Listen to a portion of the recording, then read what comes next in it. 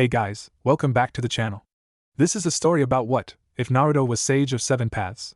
Before I start, please support for more amazing content, and do consider subscribing to my channel and share this video with your friends. This is written by Zon777 and link in description and support writer. Let's start the video. Prologue: The Search for Tsunade. In a gloomy, dark bar in Tanzaka town, Tsunade, the last of the Senju, was celebrating. She had won so much money today at the gambling halls that not only could she actually pay off her gambling debts, much to Shizen's pleasure, but she still had enough left over to drink herself silly, much to Shizen's current displeasure. Tsunade-heim, we really should go, I have a bad feeling about this. Shizen pleaded while trying to pull the mildly inebriated woman away from her sake. Come on, Shizen-chan, let me have a little fun. I haven't won this much in ages. Tsunade was gripping the tabletop so tightly that her fingers had accidentally cracked the wood. As she was chugging sake, she paused to think about what had happened the last time she won big. Well, not since before Nawa, oh crap. Tsunade suddenly cried, why didn't you say something earlier? We have to leave before something terrible happens. As Tsunade tried to stagger upright, a new voice called from the shadows behind her. I'm afraid you're too late for that, Haim, the newcomer said as he pushed Tsunade back into her chair.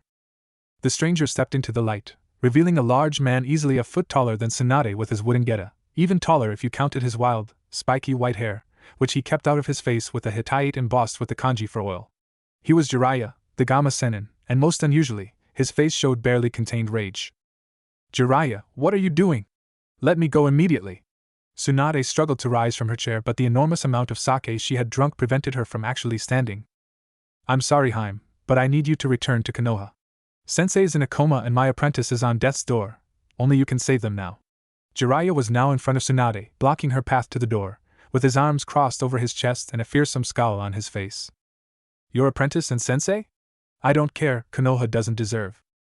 Before Tsunade could finish her sentence, Jiraiya slammed his fists onto the table, causing the sake jugs to jump into the air, some breaking when they landed on the table, others rattling off the table and shattering on the floor. Konoha can burn. It came out as a snarl. Jiraiya had lost what little control he had, his face twisted into a fearsome visage of hate and anger, his eyes glowing with rage. Startled by his sudden fury and apparent hate for a place he had always protected from the shadows, Tsunade fell backwards over her chair in her haste to escape. Jiraiya, what happened to you? She whispered. Behind Jiraiya she saw the patrons of the bar running for their lives, leaving her alone to deal with the pest of Sannin. This year Konoha hosted the Chunin exams. Tsunade, Jiraiya's cold tone and the lack of his usual Haim made her flinch. 4 days ago, during the third test, Suna and Oto invaded Konoha. They were led by Orochimaru team, and during the fight Sensei was trapped in a barrier with the team while my apprentice was lured away to fight the Sabaka no Gaara Jinchuriki of the Ichibi no Shikaku in Suna. My apprentice won but was injured during the fight. As Jiraiya paused for breath, Tsunade stood and sat back in her chair. And Sensei? How did he end up in a coma? Tsunade asked, curious, while stalling for time to try to figure a way to escape from her current predicament. I was getting to that. See, my apprentice saw the barrier go up before his fight with the Ichibi, and when it was over he rushed back to the arena without stopping to rest or even bandage his wounds. At these words Tsunade stopped to wonder just who this mysterious apprentice was, who was so reckless and foolish to go from one life or death struggle to another while possibly bleeding to death, without even trying to stop the bleeding. Fortunately he made it to the barrier in time to see the beginnings of the suicide jutsu Sensei was using. He managed to do something to disrupt barrier and get inside. He saved Sensei's life, but Sensei fell into a coma, probably because of the jutsu. What about your apprentice? Were his injuries from the Ichibi really so bad that you need me? Tsunade doubted that it was as simple as that. No. Actually, during his medical scan the medics found several deep tissue seals that are interfering with his recovery. I can't remove them until he's healed, but the surgeons claim they can't help him until I remove the seals. Deep tissue seals? How long were they there for, to prevent the medics from healing him? I mean, they'd have to be there for years to affect someone that much. A frown creased Tsunade's brow, as she stopped to ponder for a moment. Just how old is your student? I thought at first that you might be training Kakashi, but the seals would definitely have been noticed during his time in the Umbu. But I can't think of anyone else you'd want to train. Lost deep in thought, she almost didn't hear Jiraiya clear his throat and continue. He's 12, almost 13. Before he could continue, Tsunade cut in. Why are you training the last of the Uchiha? I thought you hated training so-called geniuses? I am not training that chemi-forsaken spoiled brat. And if you'd have let me finish my sentence you would have realized that the last person he could be is Uchiha Sasuke. Jiraiya cut in with a grumble. As I was saying, I'm not sure if the surgeons are telling me the truth about not being able to treat him before I remove the seals, and after the third attempted poisoning in his meals I was tempted to raise the hospital and take him with me to get you. Tsunade was startled by the news that doctors and nurses in the Konoha hospital would try to kill someone who apparently saved them from a rampaging monster, as well as a giant tanuki. And you just left him there? Even after all those assassination attempts? That someone could actually leave someone they claimed to be trying to save in such a situation caused a look of disbelief to spread across Tsunade's face. Actually, I left Kakashi, Asuma, and a squad of Humbu guarding him. Kakashi is his Jonin sensei and Asuma is sensei's son, so he should be safe until I get you back home tomorrow. What makes you think I'm coming back? Tsunade shouted at Jiraiya. I hate Konoha and I never want to see it again. Nothing is worth going there again. Before she could build up steam for her rant, Jiraiya held up a hand. Listen up, Senju, Jiraiya growled at Tsunade, dropping all pretenses and showing just how pissed off he really was. Danzo and the civilian council have already tried to order his execution 3 times since the battle, once every council meeting, and the only reason it hasn't happened already is the fact that the Shinobi Council is either terrified of what Sensei will do to them if they let the motion pass, or are trying to pay Naruto back for saving their asses. Danzo has already petitioned the council to make him Hokage. If he does get elected, then not only will he abduct and brainwash my apprentice and add him to the ranks of Root, but in less than a year the 4th Great Shinobi War will start because of the fool's obsession with war in the name of peace. So shocked by the use of her last name, Tsunade didn't even notice that Jiraiya let slip his apprentice's name. What do you expect me to do? Become Hokage? Because only fools want to become Hokage, and I have no intention of dying for Konoha, especially after what you told me. She was standing up now too, fists clenched at her side, her face red with anger instead of with drink. Even years out of practice, Tsunade angry was a sight to behold. Then you better hope that you can heal Sensei, because if anything happens to Naruto, anything at all, I will personally hunt you down and kill you with my own 2 hands. The killing intent Jiraiya radiated was so intense that Shizen was on the floor gasping for breath, and even Tsunade had fallen to her knees. Jiraiya, what happened to you? Tsunade thought as tears began to fall from her eyes. Didn't you say you loved me? What could have happened to make you so cruel? Jiraiya seemed to loom larger and larger over her. The light grew dim and soon all she could see was his silhouette, his eyes glowing in the dark. Then something clicked in her mind. Did he say Naruto was his apprentice? That cannot be a common name. Does he mean? As the light grew dim, she managed to cough out, did you say Naruto? And as suddenly as it came, the killing intent was gone, the lights back to normal, and Jiraiya's face suddenly creased with worry. I'm sorry, Haim. I was so upset about all this I forgot you didn't know who my apprentice was. Jiraiya rubbed the back of his neck sheepishly. I thought you were refusing to help him because you knew what burden he bears. He stepped forward to help Tsunade up. I'm sorry about losing it like that with you, Haim. It's just, I've been dealing with Konoha and their stupid beliefs for almost 6 years now. And with Danzo, trying to kill him and planning to start a war, then finding out that I had missed those seals for 6 years, Sensei being in a coma, and the woman I love refusing to help, it was just too much in the end. Jiraiya sat down heavily, placed his head in his palms and wept. He wept for his godson who was hooked up to so many machines there was barely any space in his hospital room. He wept for his sensei that wouldn't wake up. And he wept for himself, afraid that he had lost everyone that mattered to him in less than a week. Tsunade was afraid. She had never seen Jiraiya like this before, so angry one minute, and weeping like a little girl the next. Not really knowing what to do, she placed her hands on his shoulders and said, Why don't you tell me exactly what happened on the way back? After all, if I'm going to help anybody, I need to know the full story. Hearing this, Shizen had perked up. Does that mean we're finally going back? Yes, it does. Now help me get Jiraiya up so we can get a move on. Brushing the last of the tears out of his eyes, Jiraiya gave Tsunade a watery smile. Thanks, but I can stand on my own. We have to hurry back before something bad happens to him. I'll tell you the story while we move. As Jiraiya headed out the door, followed closely by Tsunade and Shizen, he said, Well, I guess I should start on what most people would call the worst day of Naruto's life. Behind him, Shizen quirked an eyebrow. Most people? What do other people think is his worst? Jiraiya chuckled. Actually, Naruto claims that it's the most important day of his life, which in some ways makes it the best day of his life. After all, he says, good doesn't have to be pleasant, and once you hit rock bottom, the only way to go is up, right? There was a slight pause as Jiraiya let his words sink in. Well, I guess it all started the morning of Naruto's 7th birthday. Chapter 2, the worst day ever. The worst day ever. Well, I guess it all started the morning of Naruto's 7th birthday. Konoha, 5 years, 9 months, 6 days ago. It hurt, Okami, it hurt. He had never felt like this before, never felt fear like this before, never felt pain like this before. Each movement was agonizing, kunai and shuriken scraping against bone, the head of a pitchfork in his shoulder, the glass bottle in his gut. Each breath was fire through 4 broken ribs, each awkward shuffling step was torture, The slash through his thigh had practically hamstrung him. But he couldn't stop. He could hear them gaining every second he was still. He could see the glow of their torches, hear the shouts and screams, the people crying for his blood, smell the sake on their breath, and once again the dizzying wave of terror descended upon him. He did the only thing he could. He ran. Naruto had been looking forward to this day for over a year. He was finally a whole 7 years old, and he could finally buy himself a set of practice kunai and shuriken. He needed as much practice as he could. Next year he would finally, be allowed to enter the ninja academy. Maybe if he was good enough, people would stop giving him those hateful looks. And there was going to be a festival tonight. Maybe if he was lucky, the matron at the orphanage would let him go and celebrate with everyone. Shikamaru had told him about it yesterday at the park. He liked Shikamaru. Shikamaru was too lazy to really hate anyone. Sometimes he would sit and watch clouds with him for hours. On days where he was really lucky, he would see Choji too.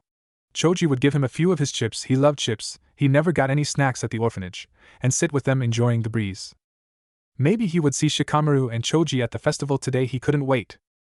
As those thoughts raced through Naruto's head, he bounded up the orphanage's back steps and rushed to the matron's office. Skidding to a stop just in front of her door, Naruto took a deep breath to calm himself, and politely knocked on the door. "Come in," the matron called out in a sweet voice. As Naruto timidly opened the door, the matron saw who it was. "Oh, it's you. What do you want, brat?" The matron was a large, friendly-looking woman, most of the time, but whenever she saw Naruto her voice grew cold, her eyes hard, and a deep scowl appeared on her face. Why you see, it's my birthday today, and I heard that there's a FF festival TT tonight," Naruto stuttered out while the matron glared at him. Before he could continue, the matron interrupted. "I expect you want to go." "Well, I'm afraid that you aren't allowed to go. Besides, today is your chore day, as I'm sure you know." Naruto looked upset. "But everyone else gets their birthdays off, why can't I? If I really can't go to the festival, at least let me have the day off," Naruto pleaded, trying to look pitiful. "No. Now go before I make you scrub the bathrooms with your toothbrush again." At this threat, Naruto went purple with rage. "Why? It's not fair. I've been looking forward to this for a year. I saved every penny of allowance the Hokage gave me so I could get myself a birthday present. It's not fair." As Naruto ranted, the matron's face became colder and colder. "Fine," she shouted, grabbing Naruto by the arm and dragging him through the orphanage to the front door. "You want fair? I'll give you fair. I'll give you better than fair. I'll give you more than you deserve. Happy birthday, demon," she was screaming by the time she got to the front door. She pulled him to the edge of the step and kicked him as hard as she could in the gut, causing the young blonde to roll down the stone steps. "You're not welcome here anymore, you demon." She turned around and slammed the door shut, making all the windows on the first floor rattle. "At least let me get my stuff," whimpered Naruto from the bottom of the steps. It was too late. They had caught him on a rooftop. The two ninja following him had hit him with half a dozen kunai and shuriken. One kicked him in the stomach again. If he had eaten anything today, he'd have thrown it up by now. "Hey, how much you want to bet I can cut his leg off with one swing?" one of the ninja asked. The other had an evil grin, splitting his face in half. 200 Ryo says you can't, as the first one drew his ninjato. He turned to the edge of the roof, trying to run away. He felt a searing pain across the back of his leg. He did the only thing he could. He jumped. Naruto was not having a good time. He was sore, hungry, and poor. He tried to see the old man to tell him what happened, but the receptionist said he was busy and wouldn't be able to see him for at least 3 days, and when Naruto tried to tell her it was urgent, she threatened to sick the umbu on him. Wandering the streets wondering what he did to deserve this, especially on his birthday of all things, he hoped that he could see Shikamaru and Choji. Maybe they could help him. He wished that he knew where they lived. Maybe they'd help him. They were from clans, right? Big ones? They were even clan heirs. Surely they could help him, right? But no, he was tired and hungry. Maybe he would take a short nap here behind the ramen stand. It smelled so nice. Maybe if he was lucky there would be leftovers he could eat. Ramen was his favorite food. He never got it at the orphanage, but occasionally Gigi would take him out for lunch, and he would always pick ramen. As he lay there, the world spun with each breath. He didn't know what was wrong with him, but the shouts from the rooftop 5 floors away brought his attention back to the present. He tried to stand, but his injured leg gave out immediately. As they climbed down and began looking for him, fear rose in his throat. He had to get away. He did the only thing he could. He crawled. Naruto awoke with a start. Someone was kicking him. "What was that for?" he cried.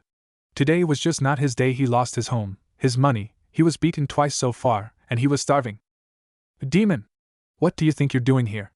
A large, grimy, and smelly man growled at him. "Well, I was trying to rest, but you started kicking me in the stomach. Hey, do you know when the festival starts?"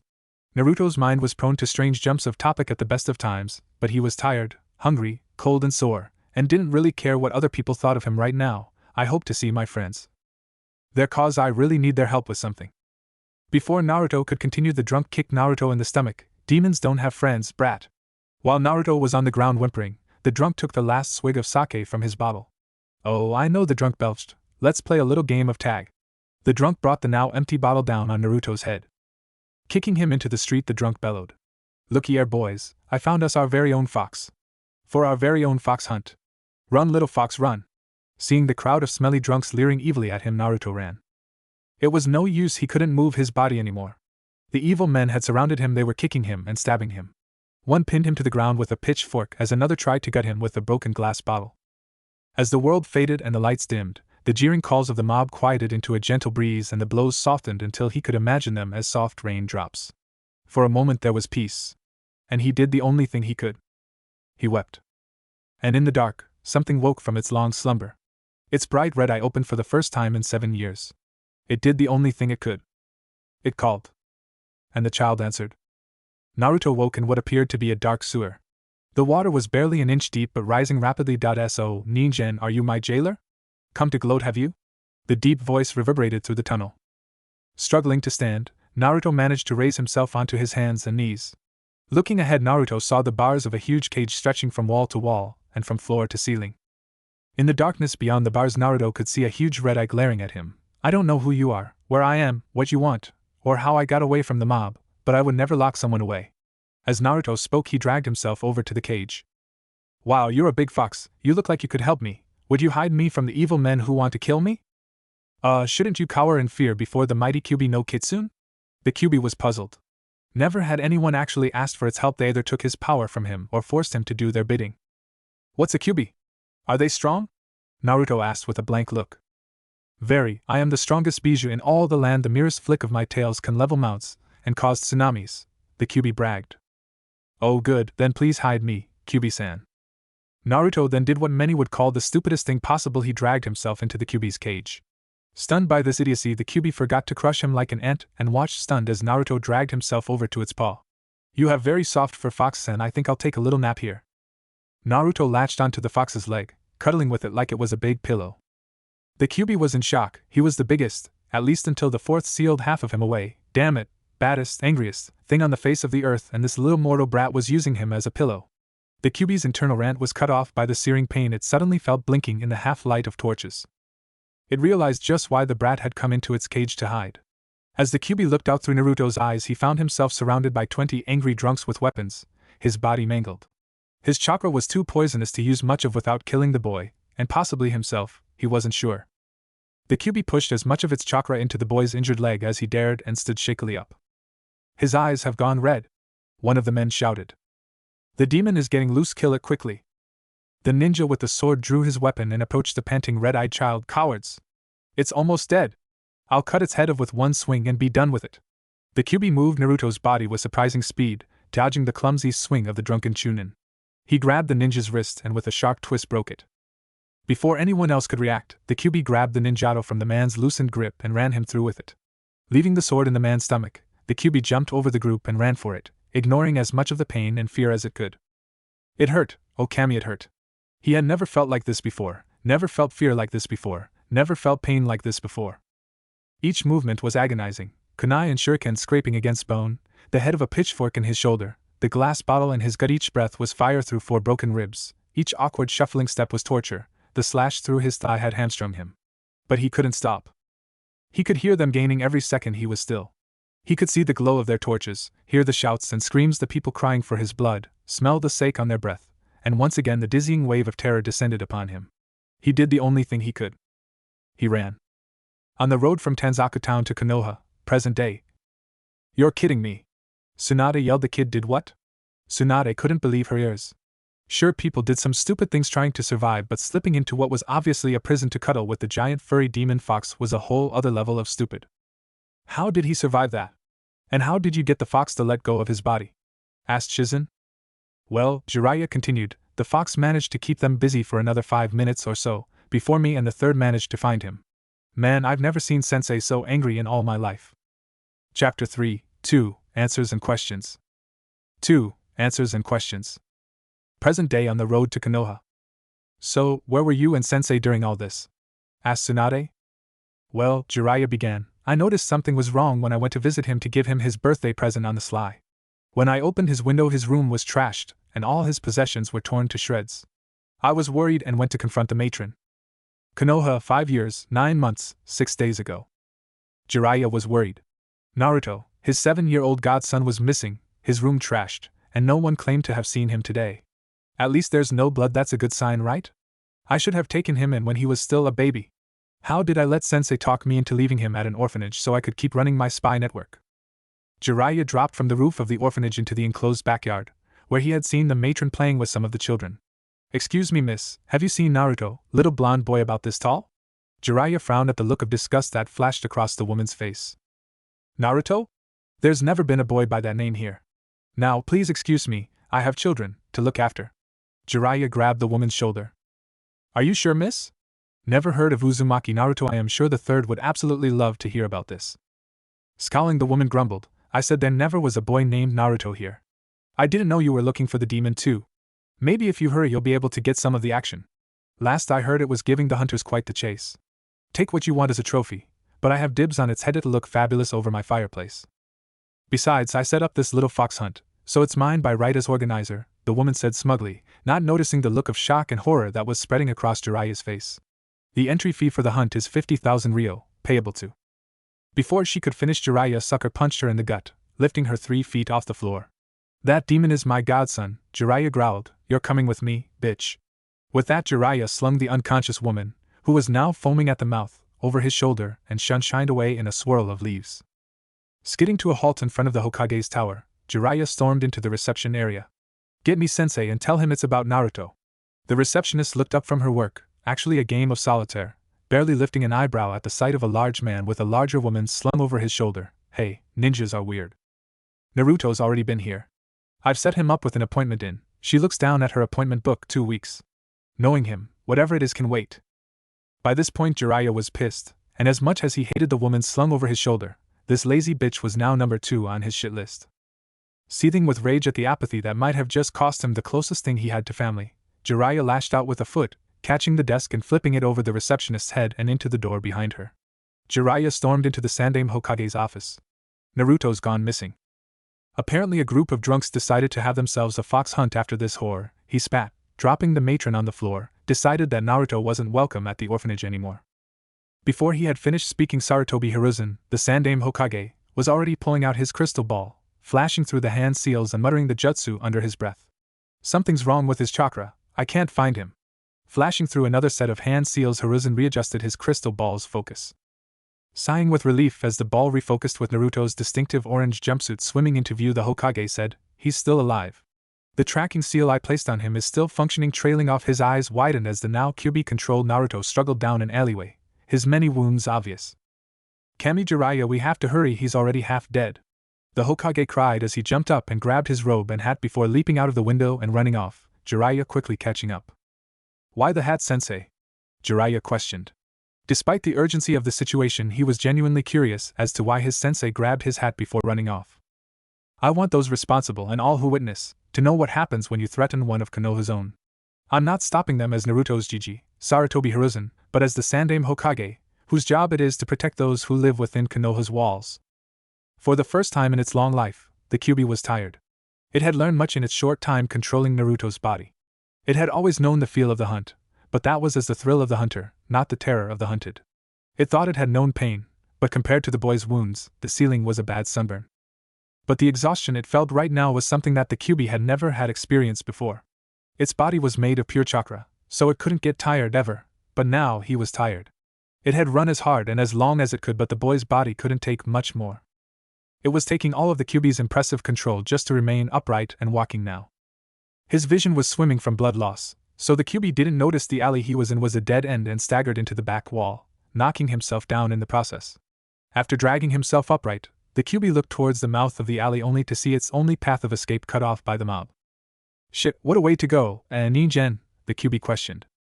Not hearing a response, the Kyuubi looked into the seal. The Kyuubi saw that the mortal brat had moved from his wrist to the crook of his elbow, and was gently snoring.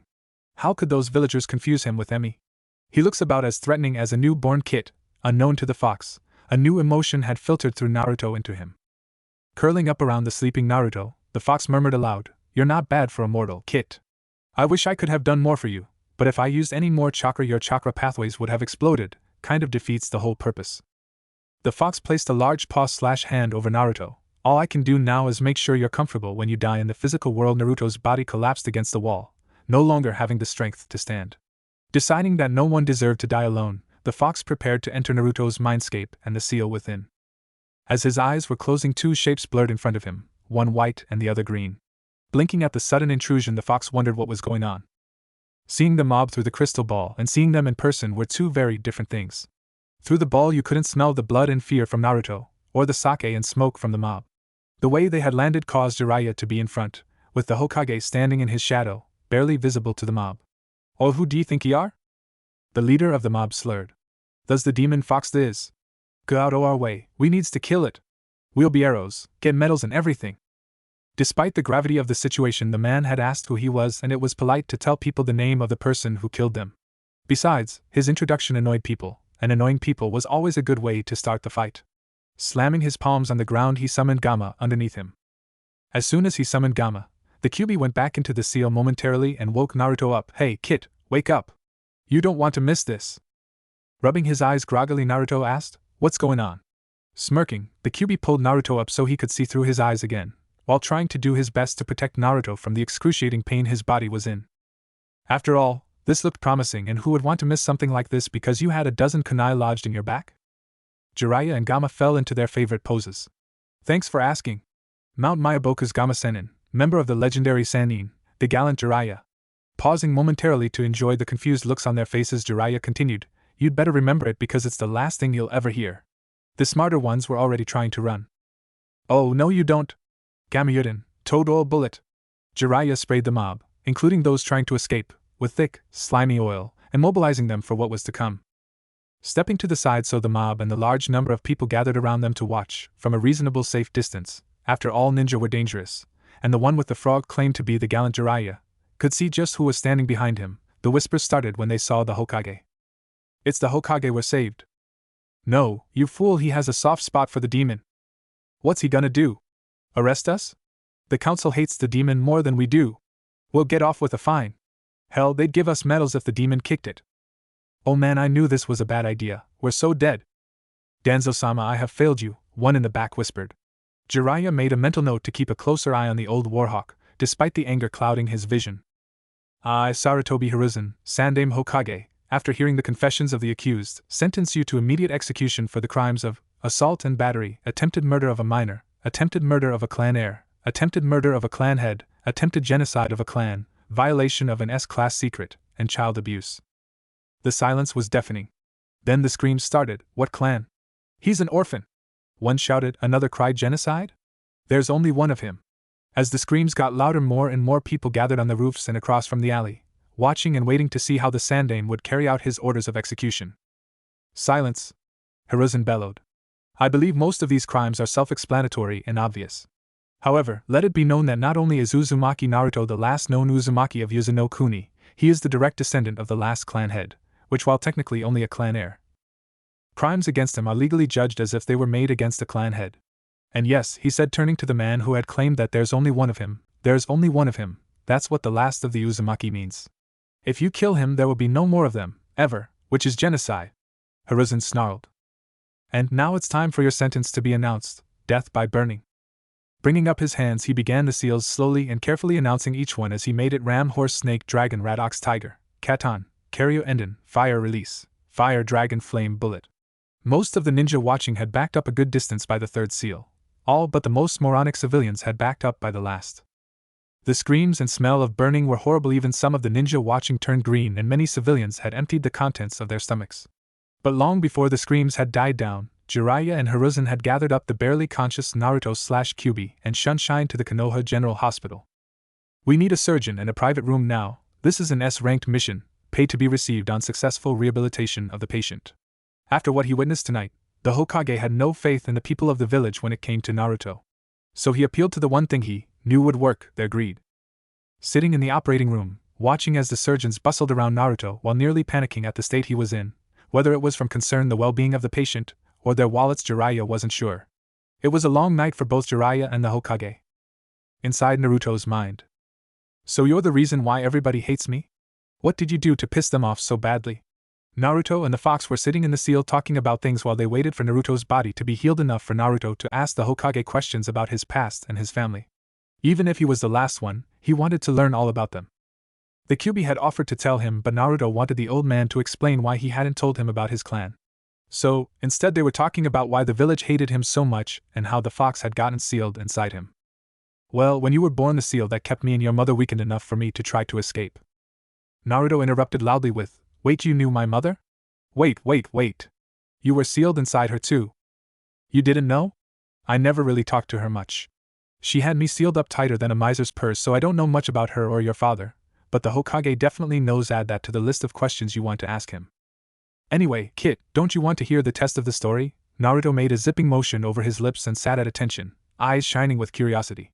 Chuckling, the Kyuubi continued, "No interruptions or I won't finish the story. Where was I?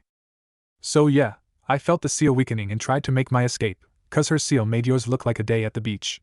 I'm not sure how it happened, but while I was struggling, some dude in a cloak and a funny mask actually pulled me from the seal. Before I could even blink, he activates his Sharingan and used the Genjutsu, because the next thing I knew half the village was destroyed and the fourth had summoned me to the woods where he stole my young chakra, sealed it in the Shinigami. I'll admit, before he dumped my Yin chakra and my mind into you, I tried to kill you because I hadn't been free since your village was founded, and it's always so hard to think when I'm not inside a physical body.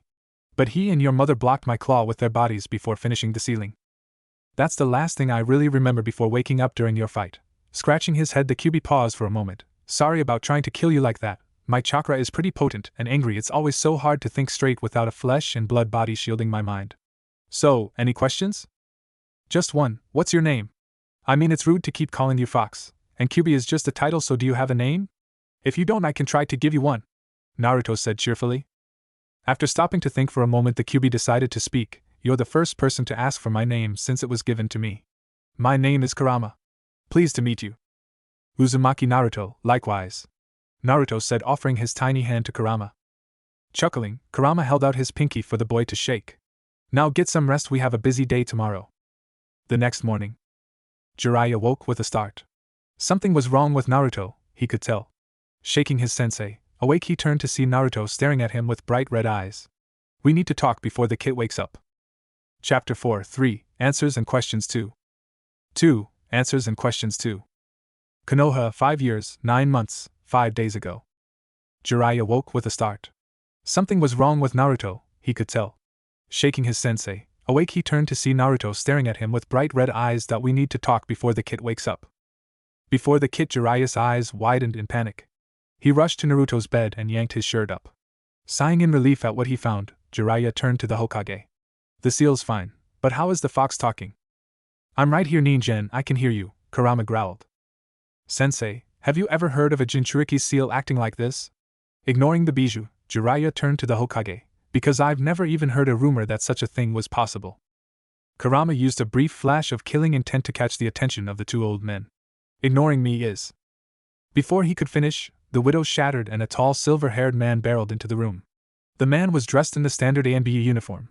Black shinobi pants under knee-high shinobi sandals, a sleeveless turtleneck under a gray flak jacket, long black gloves that came up to mid-bicep under gray forearm protectors, and a white porcelain mask, his mask patterned after a wolf. His long-handled ANBU sword was held in a reverse grip and his left eye was glowing red in the shadows behind his mask. I sensed the Kyuubi's killing intent from the building across the street. I came as fast as I could. "Is Naruto alright?"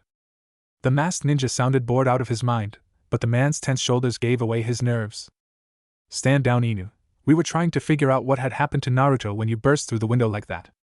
Seemingly forgotten, Kurama's eyebrows twitched. "You could just ask me, you know. I am still here."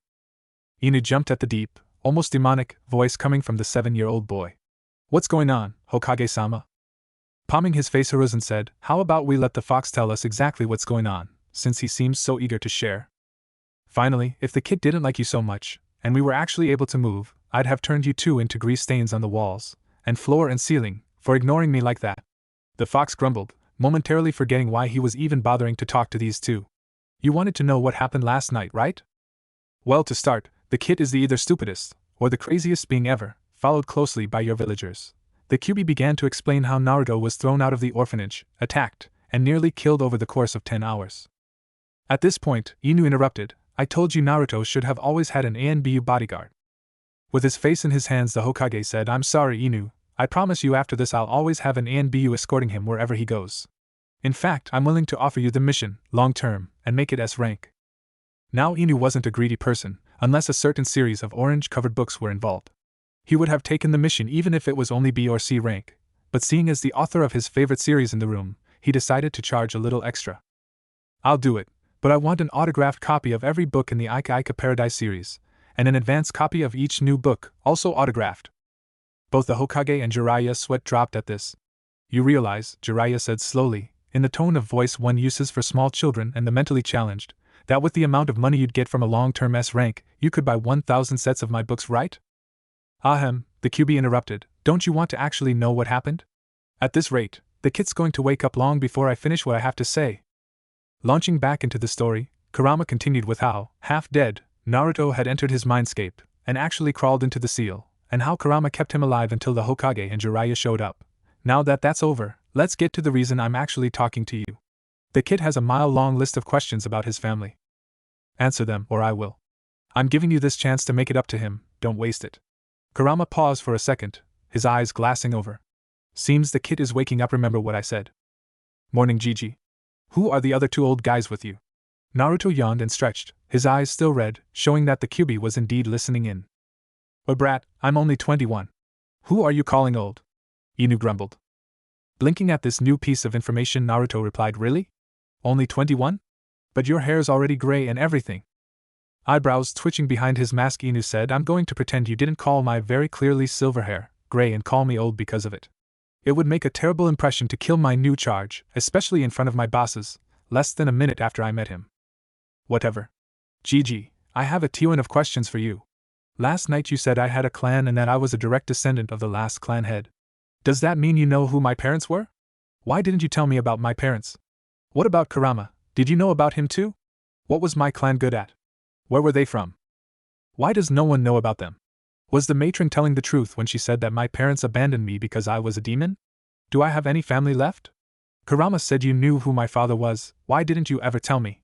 Naruto was babbling with excitement by the end of his mental list. Easy, Naruto, one thing at a time. Technically, you're the sole surviving member of 2 clans. I only told them about you being a member of the Uzumaki clan last night because that's not a secret. And yes, I know who your parents are. I'm sorry I haven't told you yet, but it's an S-rank secret. I had planned on telling you when you became a Chunin or turned 18, whichever came first, but I will tell you today. Your father founded a clan 2 years before you were born. Unfortunately, he died the night you were born, as did your mother, so your clan never really got past 1 member. Your father was known for his ability to create new techniques, and his love of experimenting with existing jutsu, so I guess you could say that it's your father's clan's specialty.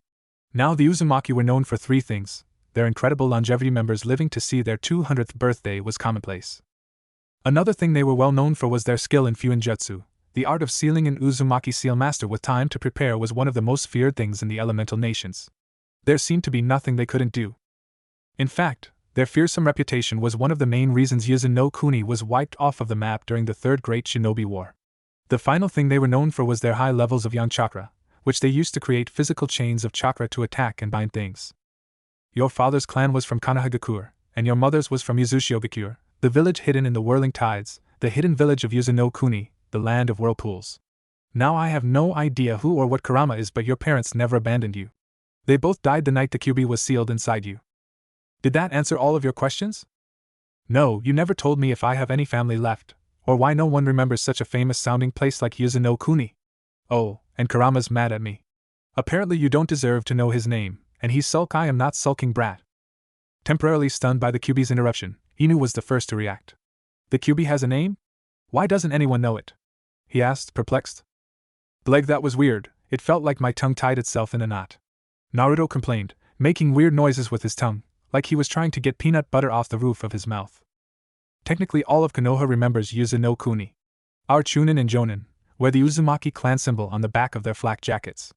None of the ninjas talk about it because we are ashamed that we failed our longtime allies in their hour of need. By the time our ninja forces got to Uzushio, it was already destroyed. Now to answer your last question, before I move on to your parents, yes, you have one known relative on each side of your family. Oddly enough, it's the same person, Senju Tsunade, granddaughter of Senju Hashirama, the Shodai Hokage. She is your first cousin once removed on your mother's side of the family. Your great-grandfather's sister on your mother's side was Uzumaki Mido, wife of the Shodai Hokage. Your father's side of the family is a little more complicated. Technically, he was an orphan, but we did some research into his family before he started a clan. His family was distantly related to the Senju as well, which makes Tsunade your third or fourth cousin, I can't remember which. Jiraiya frowned at this. Wait, this brat's related to Tsunade Haim twice? Does she even know? Why are you letting his closest relative run around Hai no Kuni drunk off her ass? Yes, no, and because currently she's mentally unfit to raise a child. The loss of Dan and Nawaki extinguished her will of fire. Now Naruto, before I tell you your parents' names, you must know that this is an SS class secret, and you may not tell anyone without my direct approval before you reach the rank of Jonin. Swear this to me now and then I will tell you your parents' names. Naruto was upset.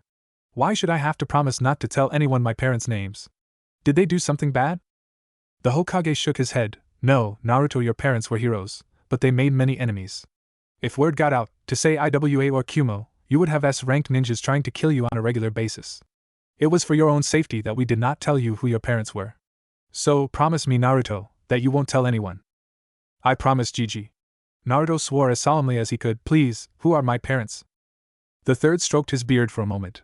That's good enough for me. Your mother was Uzumaki Kushina, the Akai Chishio no Habanero, red-hot-blooded habanero, and former Jinchuriki of the Kyubi no Kitsune. Your father was Namikaze Minato, Konoha's Kiroi Senko, Yellow Flash, the Yondaime Hokage, and the man who sealed the Kyubi in you after it escaped its prison. Naruto's eyes were as wide as saucers. His parents were heroes. Famous ones. His biggest hero, the man he dreamed of surpassing, was his father. He'd never been so happy. So he did the one thing his brain was capable of handling. He fainted. Jiraiya stood up and walked over to the unconscious boy. I wonder, he muttered, pulling Naruto's eye open to see if his eyes were still red and silted like the fox's. What he saw was definitely not what he expected. Instead of the bright cerulean blue Naruto's eyes were normally, there was now a band of light purple around a contracted pupil. That color looks familiar. If I could only remember where I saw it last, he wondered. Chapter 5:4 The Training Begins. Road to Konoha, present day. So, I'm related to the little brat? And Sensei never told me? Just because I have a little drinking problem? Tsunade demanded. Come on, even if you don't want me to raise him, you could at least let me know I have some family left. I'm going to wake him from his coma just so he'll know why I'm punching him through a wall. Tsunade had been ranting since Jiraiya stopped to catch his breath. Jiraiya chuckled. Yeah, I was surprised too. Jiraiya agreed. Since we've stopped, do either of you have any questions? Shizen raised her hand. I do. What happened to his eyes? Well, Jiraiya began, scratching the back of his head, it's kinda hard to explain without giving away half the story. It took us a few years to figure out exactly what had happened to his eye. At first we thought it was a new Kekii Genkai. We called it the Nishikaim, two-tone eye/dichromatic eye. I'm sure Kurama knew exactly what it was from day one, but he enjoyed our confusion. Damn sadistic fox. So, Tsunade interrupted, what did it do? Jiraiya chuckled. Don't ask, half the fun is in the surprise. Now where was I? Konoha, 5 years, 8 months, 29 days ago. Naruto was going stir crazy. He'd been trapped in this hospital bed for a whole week. After he tried to escape for the third time the first day, they actually tied him down. And Kurama was no help. He was laughing his fuzzy ass off inside Naruto's head, apparently enjoying the sight of his jailer imprisoned. All he would say was, complain to me after you've been locked up for 150 years. To pass the time, Naruto had started reading Fuinjutsu for Dummies, or How to Make a Storage Seal with All Your Fingers Intact by the gallant Jiraiya. It was the first in a series of Fuinjutsu instruction manuals. It was complicated stuff. Even the most basic seal gave Naruto a headache, but Naruto swore that he would become the greatest seal master ever. After all, both his parents were seal masters. It was in his blood, and he would get there even if it killed him. He really wanted to start making a seal, but Jiraiya took one look at his handwriting and said, even if you made the seal perfectly, your handwriting is so bad, all it would do is explode in your face. I'll get you a calligraphy writing set, but no chakra inks until I say so. And if I catch you trying to make a seal unsupervised, chakra ink or not, by the time I'm done with you, you'll wish the seal blew up in your face.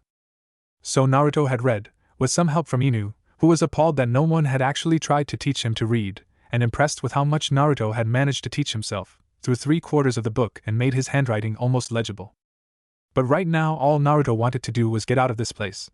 Although he wasn't sure where he'd go when he got out, he felt anything would be better than the stupid hospital. Let me out of here. I am so bored. I'll get you for this. I'll prank you so hard your grandkids will feel it. Naruto had been shouting similar threats for the last 2 hours. Inu was sitting in the corner reading from a small orange book, apparently oblivious to the racket the blonde was making. Alright, the doctors say that if you can keep shouting like that for 2 hours straight, then you're fit enough to go home, Jiraiya grumbled as he walked into the room. We got what was left of your stuff from the orphanage. The Hokage bought an apartment for you. I bought you some furniture, and Inu over there, he pointed at the silent man in the corner, who looked up at the sound of his name and gave Naruto a cheery wave, bought you some books, although most of them will have to wait until you're 18. Inu snickered at this. Those are the good ones. The lanky man stood up and stretched. Come on, Jiraiya-sensei, tell the brat the good news so we can head out. I hate hospitals. I was getting to that, brat. Jiraiya turned to Naruto with a large grin spread across his face. Now here's the best bit. After what happened to you on your birthday, the Hokage decided to place you in the care of some people he trusts, namely myself and Inu. Now, we both have jobs that can take us away from Konoha for weeks at a time, so we've set up a schedule. I'll take care of you for 2 weeks. 1 week we share, 2 weeks Inu watches you, then 1 week we share again. As he was talking to Naruto, he was unsealing the straps around Naruto's ankles, thighs, waist, chest, wrists, elbows, and head. Wow, you must be quite the escape artist for them to tie you down like this, he said as he helped Naruto take off the stiff mittens they had placed on his hands. These things weigh a ton. Jiraiya was pretty impressed. Even insane shinobi didn't have to be locked down like that. The kid was stubborn, you had to give him that. As soon as Jiraiya had unsealed the last strap, Naruto bolted straight out the window and ran for his life.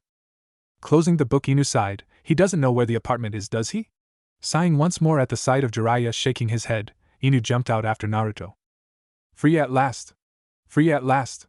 Naruto shouted, running and jumping through the town square. No more stuffy room! No more nasty food! Freedom! WHO! As he was jumping and spinning, a hand caught him by the shoulder. Looking up, Naruto could see that it was Inu, and judging by the man's body language, he was not happy with him for having run off. Next time, at least make sure you know where you're going when you make your escape. Naruto could practically hear the sound of Inu's eyes rolling behind his mask. Come with me, Inu said as he shined away with Naruto's shoulder firmly in his grasp. Whoa, everything's spinning, Inu-Ajisen, how were you moving that fast? Naruto was staggering around in circles in the living room of the apartment the Hokage had bought him. Don't barf, we spent all day yesterday cleaning this place up for you, Inu said as he casually tripped Naruto on his way to an armchair so that he could continue reading. We need to wait for Jiraiya-sensei before we discuss your training, Inu said while Naruto rolled around on the floor cursing him. Popping up so fast even Inu had a hard time seeing him move, Naruto was vibrating with excitement. Training? What kind of training? Will you teach me really cool jutsus? Or some awesome taijutsu moves? Maybe more about seals. Tell me. Naruto was hopping up and down on the spot, eyes as wide as they could go. Quiet, brat, Jiraiya said as he knocked Naruto upside his head. We're going to start simple with the 3 academy jutsu, the kawarimi, the henge, and the bunshin, the leaf-sticking chakra control exercise, the basic academy taijutsu style, until we know what your strengths are and find you a style that matches, how to recognize and break genjutsu. And some slightly more advanced fuinjutsu training. Oh, and copious amounts of physical exercise, of course. Naruto gulped at the last bit. He didn't think Jiraiya would make the exercise any fun. We'll start every day at 6 in the morning at Training Ground 7 for physical exercise, 2 hours of actual exercises and 2 hours taijutsu training. After that comes 4 hours of chakra exercises, 2 hours of control and 2 hours practicing the academy jutsu. Then we'll have 2 hours of fuinjutsu training, followed by 2 hours of genjutsu training. We'll be doing this routine 5 days a week, and the 6th day will be focused on testing what you've learned that week. We'll keep this regime for the next year. If you do well, and have enough chakra, I'll teach you a jutsu that will let you keep up your training during your academy years. Remember, no matter how well you do, I won't let you graduate early because the 4 years you spend in the academy is very important to your social development. Today, after we unpack your stuff and set up your room, we'll be going over your fuinjutsu to see exactly how much work you need to do. Naruto gulped. 12 hours of training a day. He could already picture how much pain he'd be at the end of each day. After spending the next 2 hours arranging and rearranging his room until it was perfect, Naruto got out his calligraphy set and did the handwriting exercises to show to Jiraiya. Well, it's a start. I can actually read what you wrote now. Tomorrow we can really start your fuinjutsu training. Now, brat, do you know how to access your chakra yet? Seeing Naruto shake his head, Jiraiya continued. Well, start with a half-ram seal, like this. Jiraiya demonstrated the correct hand seal. No, not like that, like this. Jiraiya corrected Naruto's hand seal. Your fingers are too stiff, relax. Much better. Now look inside yourself. You should feel something, some kind of energy. It feels different to each person. His hand still held in the half-ram position, Naruto closed his eyes, expecting to find the energy right away. He was disappointed when he felt nothing, and as he searched, he grew more and more panicked. Just as he was about to give up, he saw flashes of light in the distance. As he grew closer to the lights, he saw a huge, almost flat, wall of clouds stretching into the darkness around him. He had technically found the energy at the very beginning. After all, he had done exactly what Jiraiya had told him to do. He had fallen into the center of his power. Was it his fault that he had landed in the eye of the storm? Naruto! Naruto! That's enough, you're burning the floor. Blinking, Naruto came out of his trance.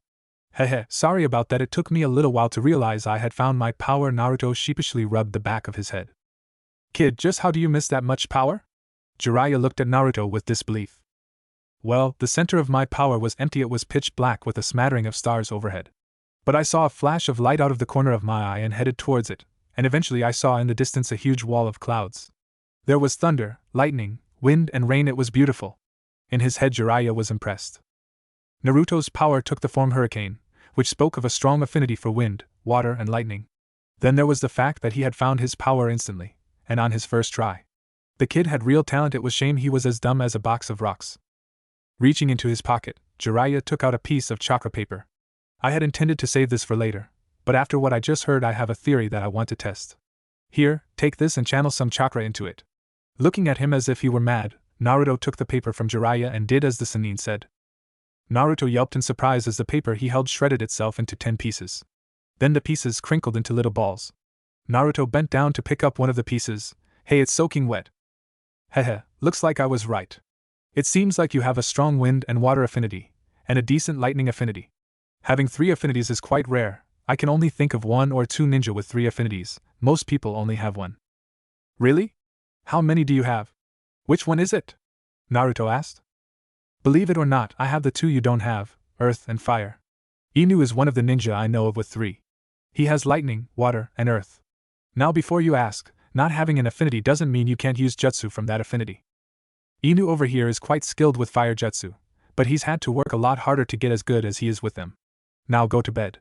We have a busy day tomorrow, and you'll need all the sleep you can get. And he was right. By the end of the day, every muscle in Naruto's body felt like it was on fire. If anything, the next day was worse. Naruto barely managed to crawl into bed that night. But the third day was better. Naruto still hurt all over, but the individual exercises were less painful.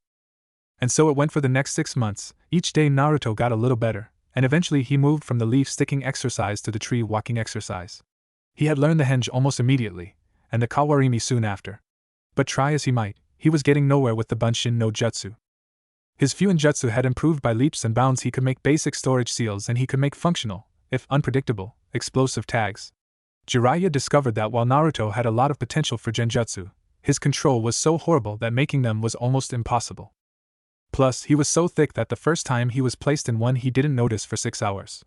Eventually, Jiraiya taught Naruto 3 elemental jutsu, 1 for each of his elements: Futon, Daitapa, Wind Release, Great Breakthrough, Suetun, Sui Ben, Water Release, Water Whip, and Raiden, Saidenki Shogeki, Lightning Release, Static Shock.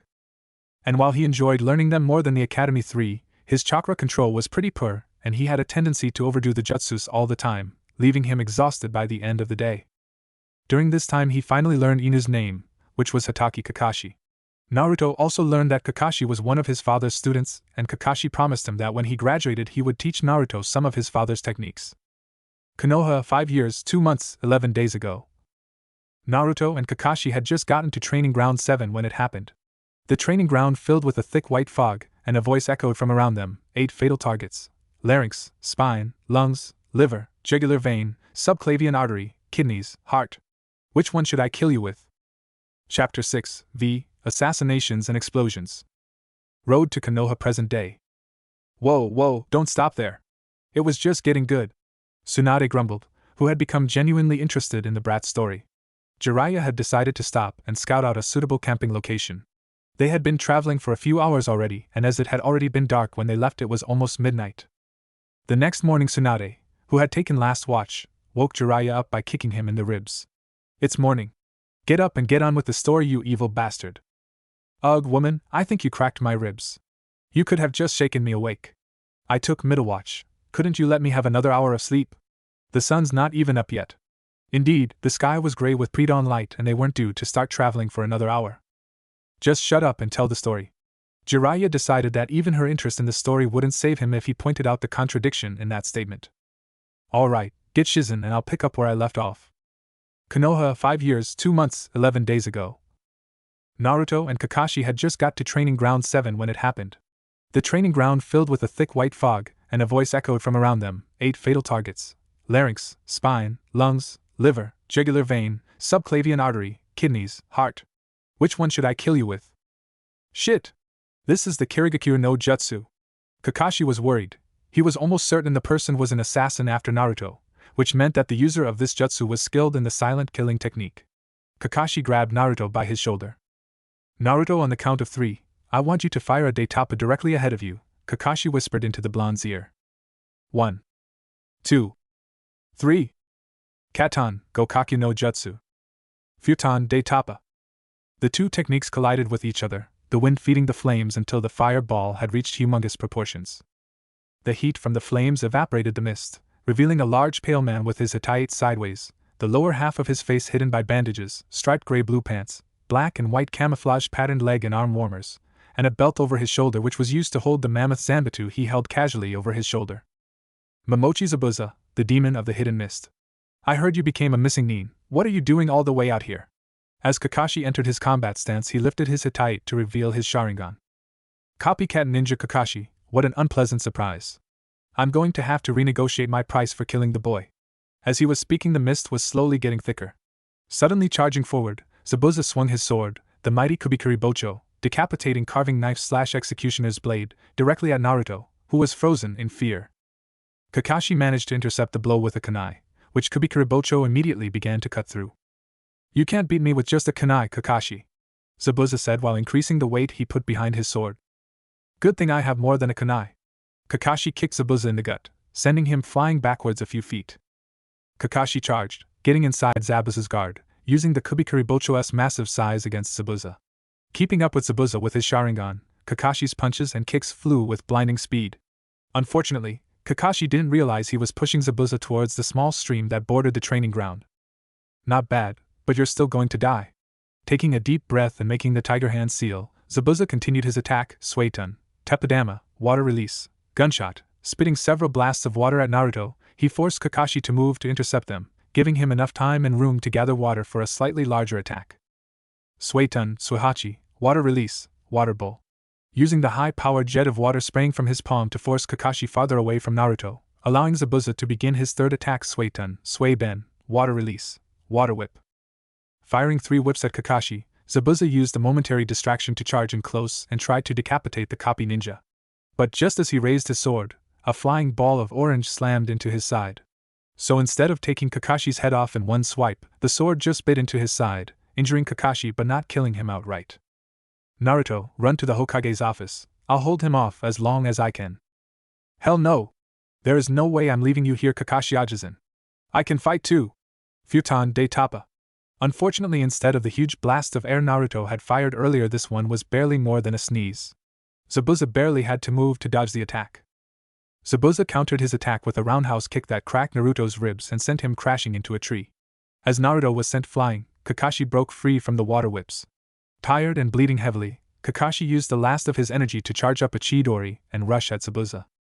Unfortunately, the blood loss and the onset of chakra exhaustion were setting in, so instead of impaling Zabuza through his heart, he gave Zabuza a wound on Zabuza's left side to mirror his own wound on the right. Clutching the wound on his left side, Zabuza looked down at the unconscious ninja. Ugh, what the hell was that? 10 feet away Naruto was coming to, and part of him would have rather stayed unconscious. His right eye, the one with the purple ring around the pupil, felt like someone had stabbed him in the eye with a kunai. His vision swam, strange colors swirling in the air. He felt something warm and wet, like tears but sticky, flowing from his eye. Rubbing it off of his face, he looked at his hand and realized he'd been crying tears of blood. That can't be healthy, Naruto thought. Trying to focus on what was in front of him, he saw Kakashi on the ground and Zabuza standing over him, one arm clutching his side, the other holding his sword over Kakashi. As he swung his massive sword, Naruto stretched his hand out, wishing there was something he could do. Suddenly, his chakra flared and Kakashi flew through the air to Naruto's outstretched hand. Growling, Zabuza turned to the bleeding blonde, who was gasping from the sudden loss of chakra and the stabbing pain in his eye. "Nice trick, kid, but that only bought you a few more seconds to live." Remembering the desire he had to bring Kakashi to him and the feeling of his chakra flowing through his eye, Naruto inverted it and prayed to Kami that it would work. Naruto clapped his hands and focused as much chakra as he could into the move. The results, to say the least, were surprising. Everything in a 60-degree arc in front of him had been uprooted and hurtled away. Blinking as his vision swam, Naruto stared at the devastation in front of him. Everything for a quarter mile seemed to have been swept away by a mighty blast of wind.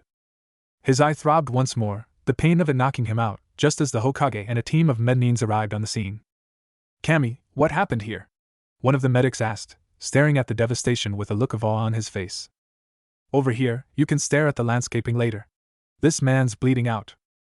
Naruto woke in his least favorite place in the whole world, the hospital. "Ugh. My head is killing me." Kakashi Ajisen. Remembering the fight, Naruto tried to jump out of bed. All he managed, however, was rolling out of bed and straight onto the floor. Naruto choked back a scream as he landed on his broken ribs. He began to drag himself towards the door, desperate to find out what happened to Kakashi. Before he got there, the door opened, and the Hokage stepped into the room. "Naruto, what are you doing on the floor?" He sighed, and bent down to pick Naruto up. "Believe it or not, you're suffering from severe chakra exhaustion. Whatever you did to level the training ground like that sucked your chakra dry." "What about Kakashi Ajisen?" Naruto croaked. "He's alright, isn't he? I tried my best, but my second day Toppa barely did anything." "Yes, Naruto, Kakashi will live. We got there in time to seal the wound and give him the blood pills he needed to survive, but it was a close thing. As of right now, Kakashi is suffering from chakra exhaustion, and will have quite the scar on his side. By the end of the week he'll be back to normal." The Hokage carried Naruto and placed him back on the hospital bed. "Now, I need you to tell me exactly what happened after Kakashi passed out." Naruto explained what had happened, about the pain in his eye, the tears of blood, how he pulled Kakashi to him, and how he then blew away Zabuza. "Well," the Hokage said when Naruto was done, "that explains the damage to the chakra pathways around your eye. Several of the smaller ones burst, damaging the capillaries that fed your eye. Whatever that technique was, you overloaded it. I recommend that you practice controlling that technique somewhere that can afford to be damaged, like the newly cleared Training Ground 0.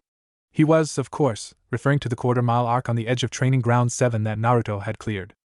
Half a mile from Training Ground 0, the trees, rocks, and dirt had landed in a large tangled pile of debris. Suddenly, a pale fist clutching a large sword broke through the detritus that had buried him. Pulling himself out from under the debris, Zabuza staggered off, as fast as he could move, using his sword as a crutch. "Okay, no one told me the brat could do that. That's way outside my contract parameters. If I ever see that pink-haired banshee again, I'm slitting her from neck to navel and dumping her body in the street." Unwrapping the bandages around his face, Zabuza used them to bind his side. "Maybe I should go back to Kirigakure, find some people with a Kekkai Genkai, and set up a rebellion now," he grumbled, turning around to look at the devastation his blonde target had caused. "I mean, Yagura certainly can't cause that much damage just by clapping." I hope, grumbling under his breath about overpowered midgets, Zabuza staggered away from Konoha. "If I never see that blonde midget again, it'll be too soon." Much to their mutual displeasure, Kakashi and Naruto had to spend the rest of the week in the hospital. Needless to say, when Jiraiya returned, he was less than pleased with what had happened. Vowing to make both their lives miserable for at least the next 6 months, Jiraiya demoted Kakashi from fellow instructor to student, and expressly forbade him from using his Sharingan until Jiraiya said so. Jiraiya had claimed that Kakashi's reliance on his Sharingan's ability to predict his opponent's moves, and as easy way to learn new moves, would get him killed. Jiraiya had assigned Kakashi 8 hours of ninjutsu practice a day.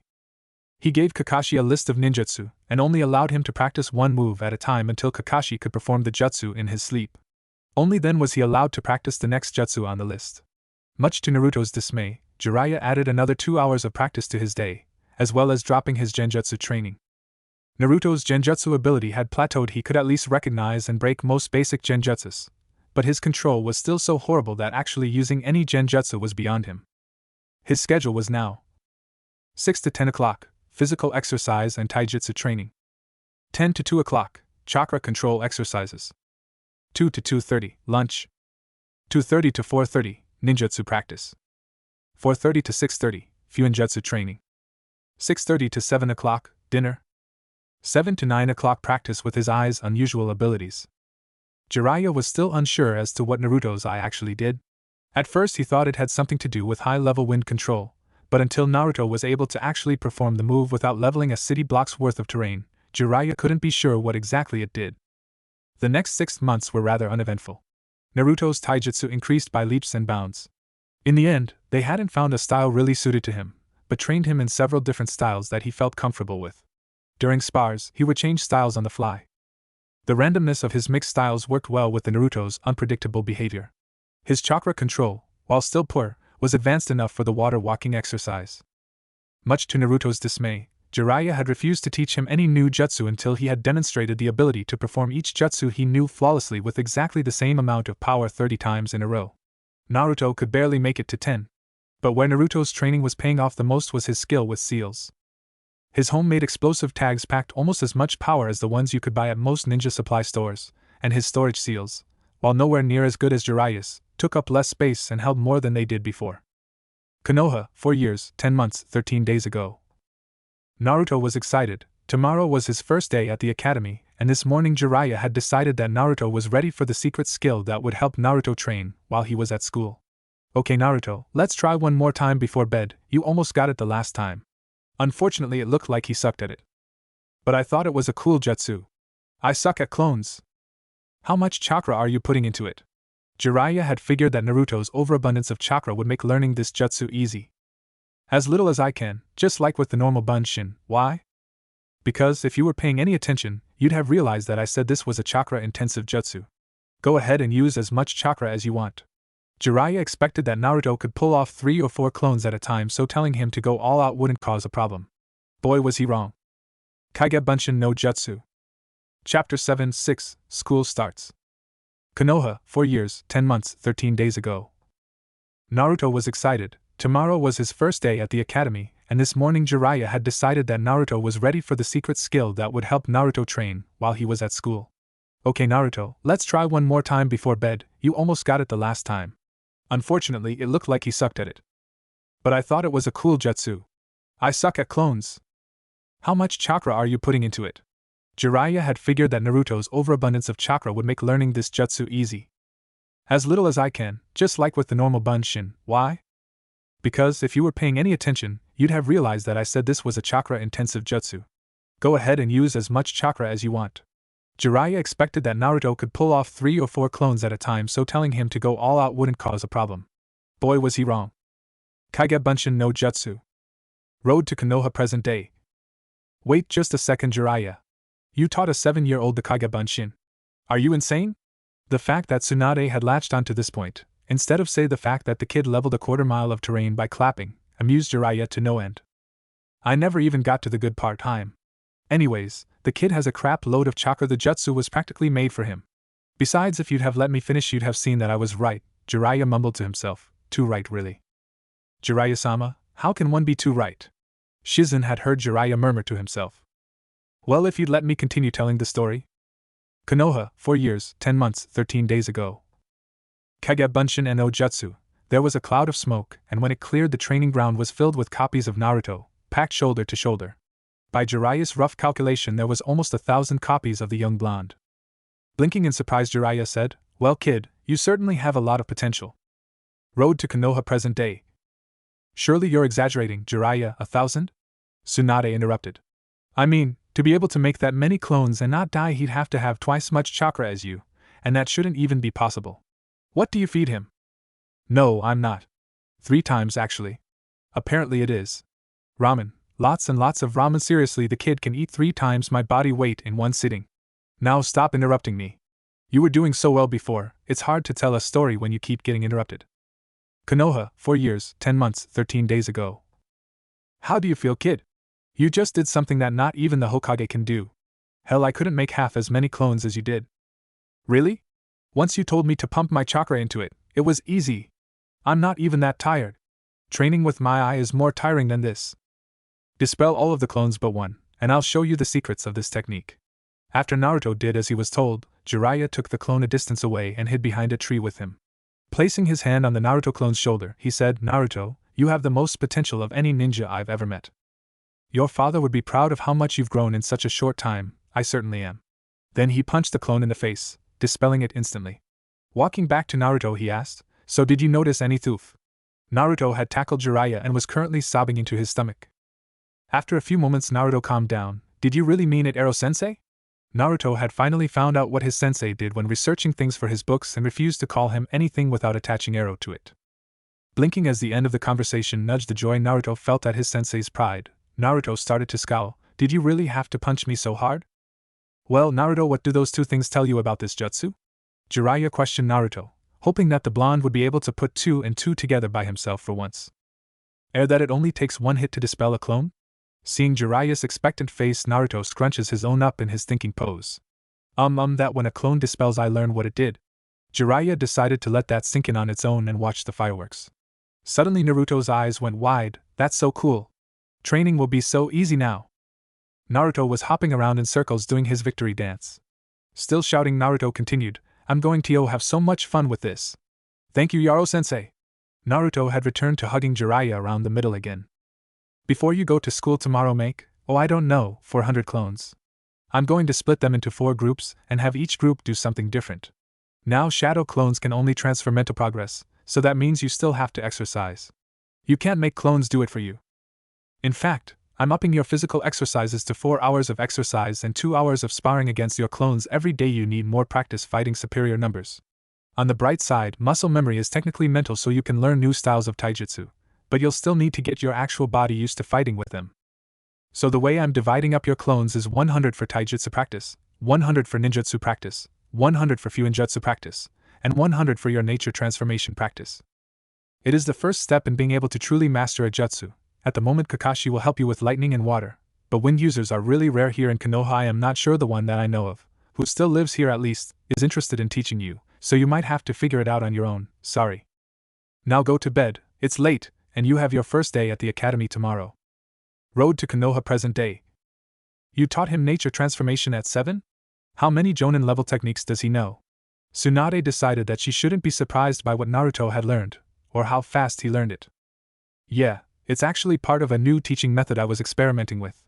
First I teach a single elemental jutsu of the element that they have an affinity for. Then I drill it into them until they have it down perfect so that they have an understanding of what the element they're trying to master feels like.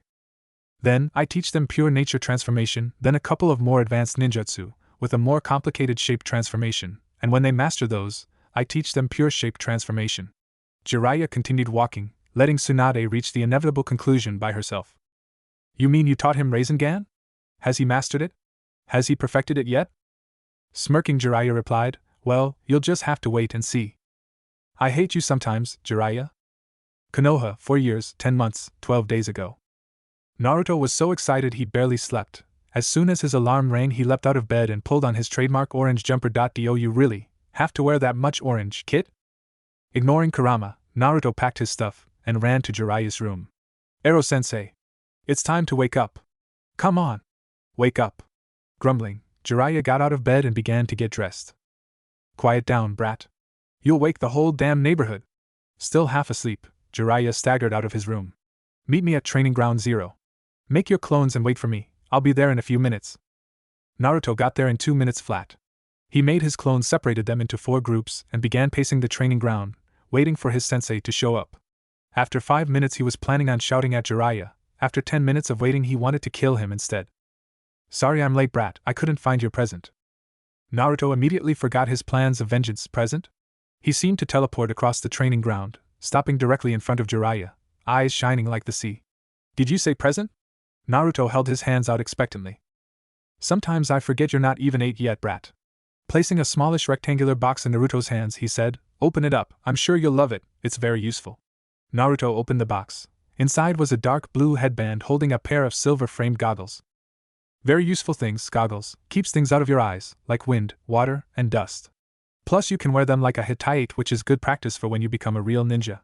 And look here, see that? Touch that seal and it activates the built-in telescopic lenses. Neat, huh? Seeing tears in Naruto's eyes, Jiraiya thought Naruto didn't like the present. Sorry, if you don't like them I can return them and get. Naruto cut him off and gave him a large hug, strapping them on as soon as he was done. Thanks, Gigi, it's the best present anyone ever gave me. Giving Naruto's hair a friendly ruffle, he pushed Naruto's shoulder. Get going. I'll get your clones started. You don't want to be late for your first day, do you?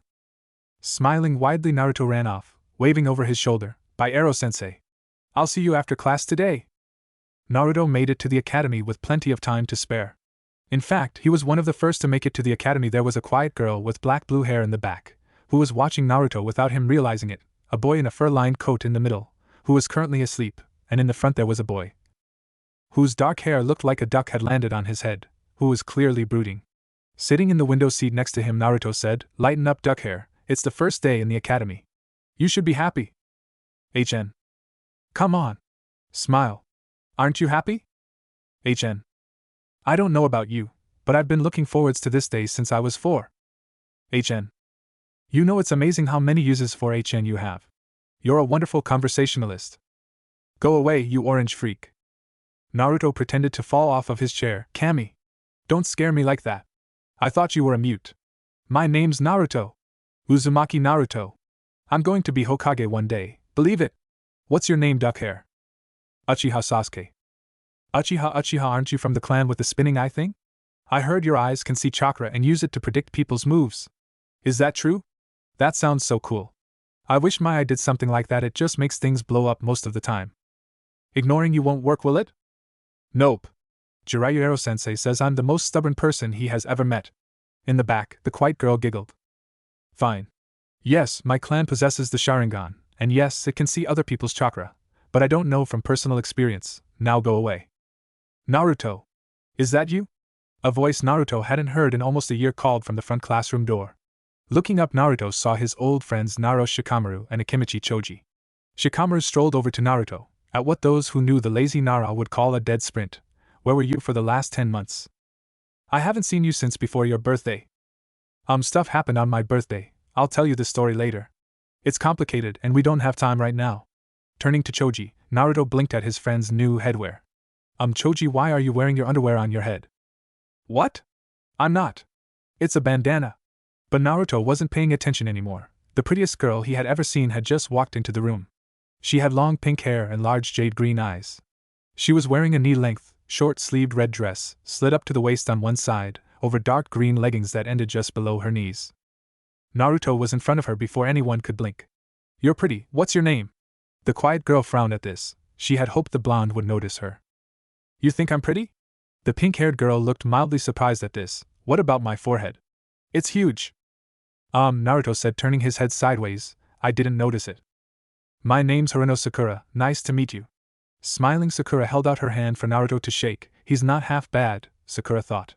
He's no Sasuke-kun, but at least he thinks I'm pretty.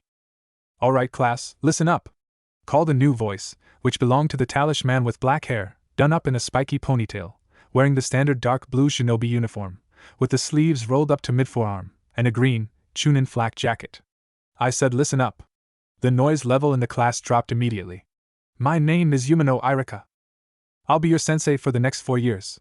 This guy, he pointed to a similarly dressed ninja with silver hair covered by a bandana, is Mizuki. He's the secondary instructor for this class.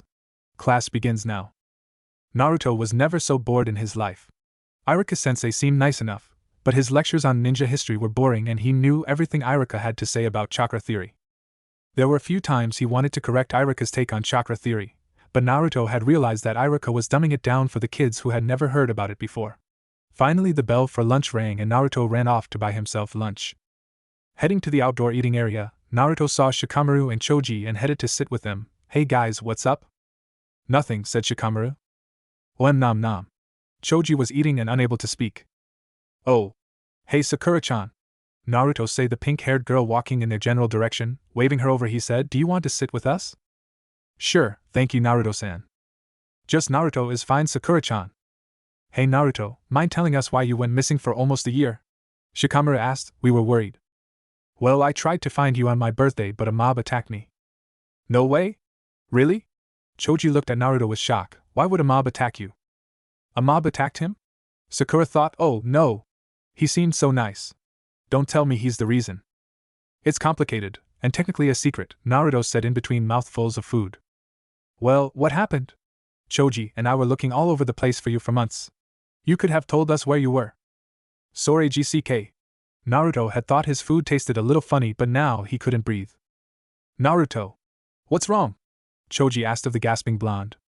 Kami. Someone get a nurse, he's turning green, Sakura shouted. Naruto had started foaming at the mouth. Shikamaru noticed the slightly green-tinged foam. I think he's been poisoned. 1172.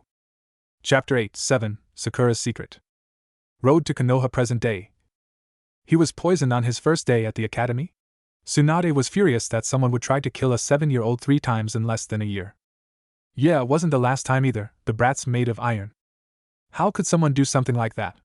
Shizen used poisons in battle, but she would never poison a child. She couldn't believe someone would do it not once, but multiple times. We managed to catch one of the perpetrators eventually. It was the same one who hired Zabuza. You said one of there was more than one? Like I said, the only reason I haven't raised Konoha myself yet is because the brat likes it for reasons even I can't fathom at the moment. Jiraiya-sama, what happened next? Well, Konoha, 4 years, 10 months, 12 days ago. Naruto woke slowly. His mouth felt like someone poured glue down it. Water, he gasped. Here you go, kid. Naruto turned his head to see Jiraiya sitting next to him, a thunderous scowl on his face. I came as soon as your clones dispelled. Well, that explained Naruto's splitting headache. Someone put enough poison in your food to kill the entire school. Naruto's eyes bugged out. How'd I live? Apparently it wasn't enough to kill you. Your stomach must be lined with iron. I helped Kit. Thanks, Kurama. I owe you one. Naruto sent back. Kurama says he helped. I guess you would regardless. Tell him I said thanks. Jiraiya walked towards the door. I have things to take care of. It's late, get some more rest. You'll need it for class tomorrow, and you'll have to make some extra clones to catch up with your training. K, good night, Ero-sensei. Good night, brat. Konoha, 4 years, 10 months, 11 days ago. Naruto. What are you doing here? The medics said they didn't think you'd make it. There was supposed to be enough poison to kill 100 people in your food.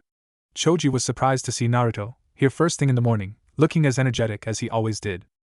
Yeah, Naruto, I was with the medics when they were pumping your stomach. You should be dead. Sakura was glad to see Naruto alive. You really are troublesome, aren't you? Despite his choice of words, Shikamaru was glad to see his friend alive. In the back of the classroom, Hyuga Hinata rubbed her puffy eyes. She had cried herself to sleep last night, thinking Naruto had been killed, but here he was right in front of her, laughing and joking like he did yesterday, like nothing had happened. She pinched herself to make sure she wasn't dreaming. Oh, duckbutt, what did I miss yesterday? Naruto plopped onto the seat he had sat in yesterday, right next to Uchiha Sasuke. Duckbutt? Sasuke couldn't believe someone would call anyone that, let alone him, the last of the Uchiha. Have you looked in a mirror lately? HN. So, what did I miss? YYUC can look at MMIN notes, if why you like. Naruto turned to look at the speaker. It was the quiet girl from the back of the class. My name's Uzumaki Naruto. What's yours? Hyuga, Hinata. Hinata managed to stutter out, while slowly turning red. Thanks, Hinata-chan. Hey, are you feeling alright? You're bright red. Do you have a fever? Naruto placed a hand on her forehead, causing the shy girl to pass out. Oh no! Is she alright? Was she poisoned too? You really are an idiot, aren't you, fish cake? Sasuke decided that if the orange idiot was going to give him an insulting nickname, he would return the favor. What are you talking about? She passed out. That can't be normal. Someone needs to get her to the nurse. She'll be fine, fish cake. Fine then, I'll take her to the nurse myself, duckbutt. Naruto picked Hinata up and carried her, bridal style, to the nurse's office.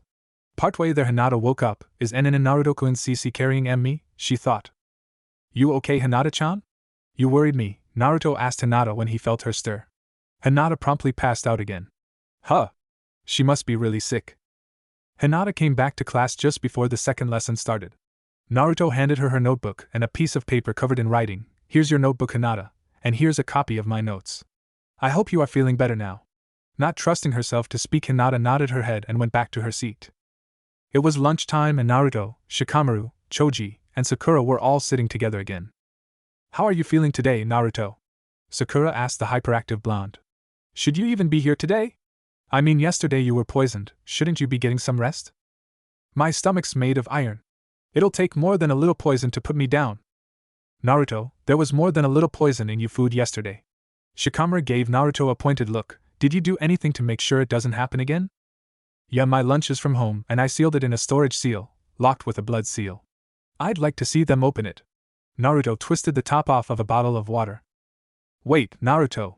Where'd you get that water from? Sakura asked, worried about her new friend. But it was too late. Naruto had gulped down the entire bottle, and was already turning green.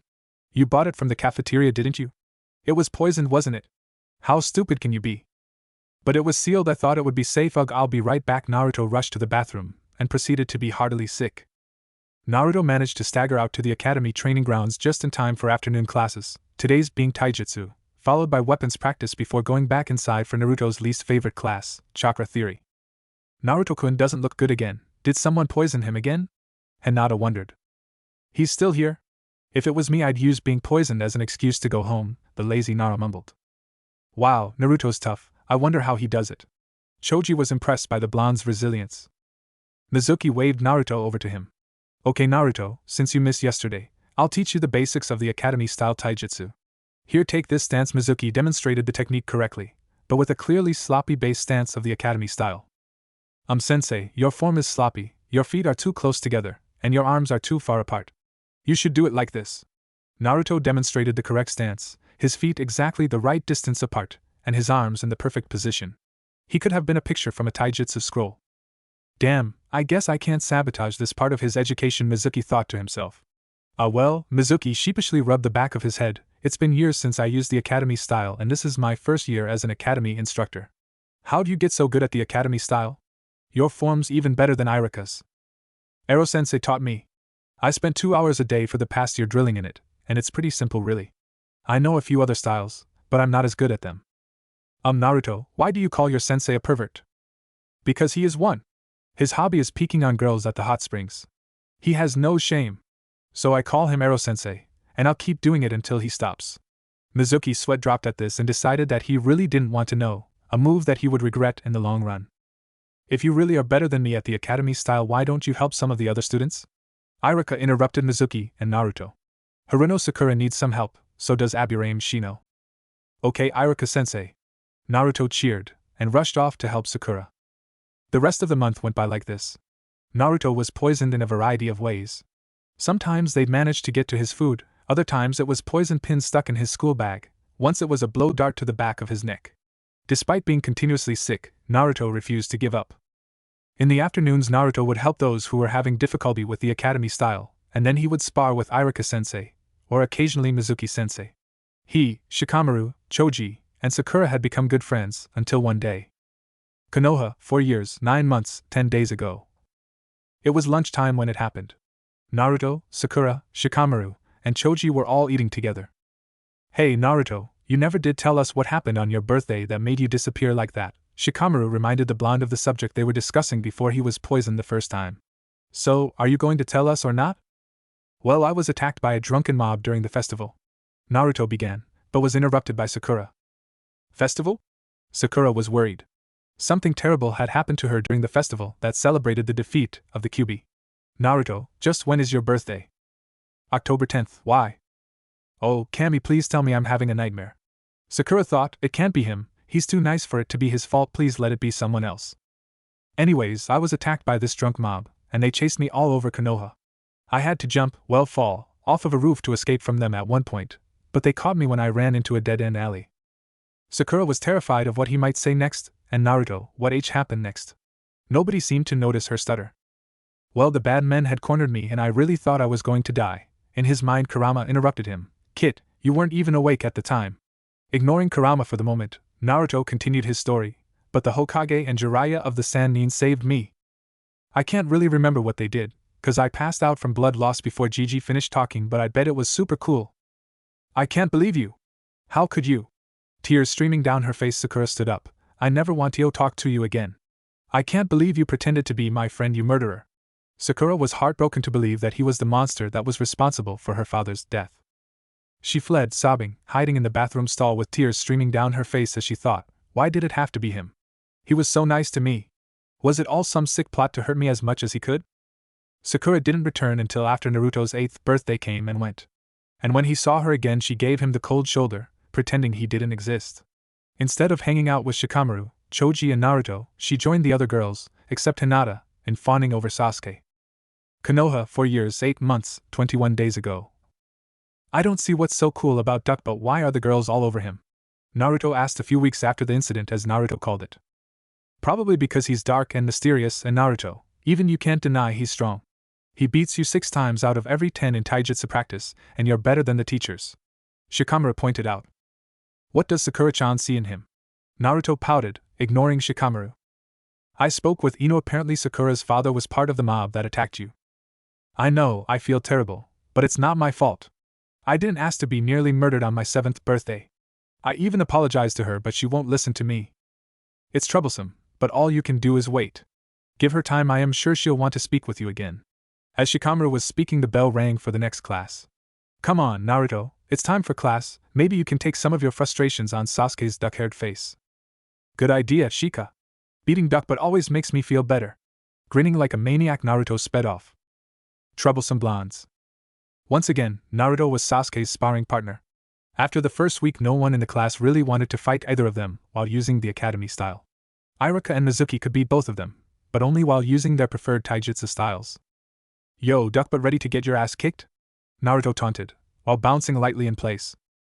Naruto had gotten quite good at understanding Sasuke's lack of speech. This one meant something along the lines of, you won't get the chance to touch me, fish cake. Is that so, duck-butt? Bet you 50 Ryo I get first blood. Or as Naruto heard it, you're on. Soon as the match started, they fell into the familiar pattern of kicks, punches, spins, jumps, and dodges. They sparred so often that they knew each other's moves almost by heart.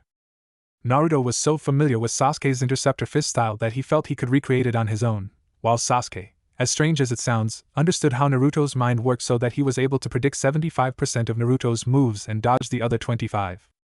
Why are you always so emo, duck-butt? You're the top in the class in almost everything, all the girls love you, and if you have even the slightest difficulty with something, Mizuki is over here in a heartbeat to help you with it. Naruto had been wondering why Sasuke was always so depressed, but whenever he tried to find out, he got responses like, none of your business, demon, and why so you can kill him too? You mean you don't know? My family is dead. I'm the last Uchiha. We were once the largest clan in Konoha. Sasuke answered, scowling in between blows. My family's dead too. I'm the last Uzumaki. There were so many of us 30 years ago. We had our own village. It was raised during the Third Shinobi War. Only my mother survived. And she died an hour after I was born. Naruto understood the pain of being alone, but he couldn't understand why Sasuke let the pain overwhelm him. Sasuke had so much good in his life, why did he ignore it? Was your family murdered? Mine was killed right in front of me. By someone I trusted. There were tears in Sasuke's eyes by now. Well, technically my family was murdered right in front of me by someone I trust, but I was a newborn when it happened, and he was under a genjutsu when he killed my parents. At this point Kurama interjected, you trust me? Naruto sent back a mental nod, not trusting himself to split his attention 3 ways during this match.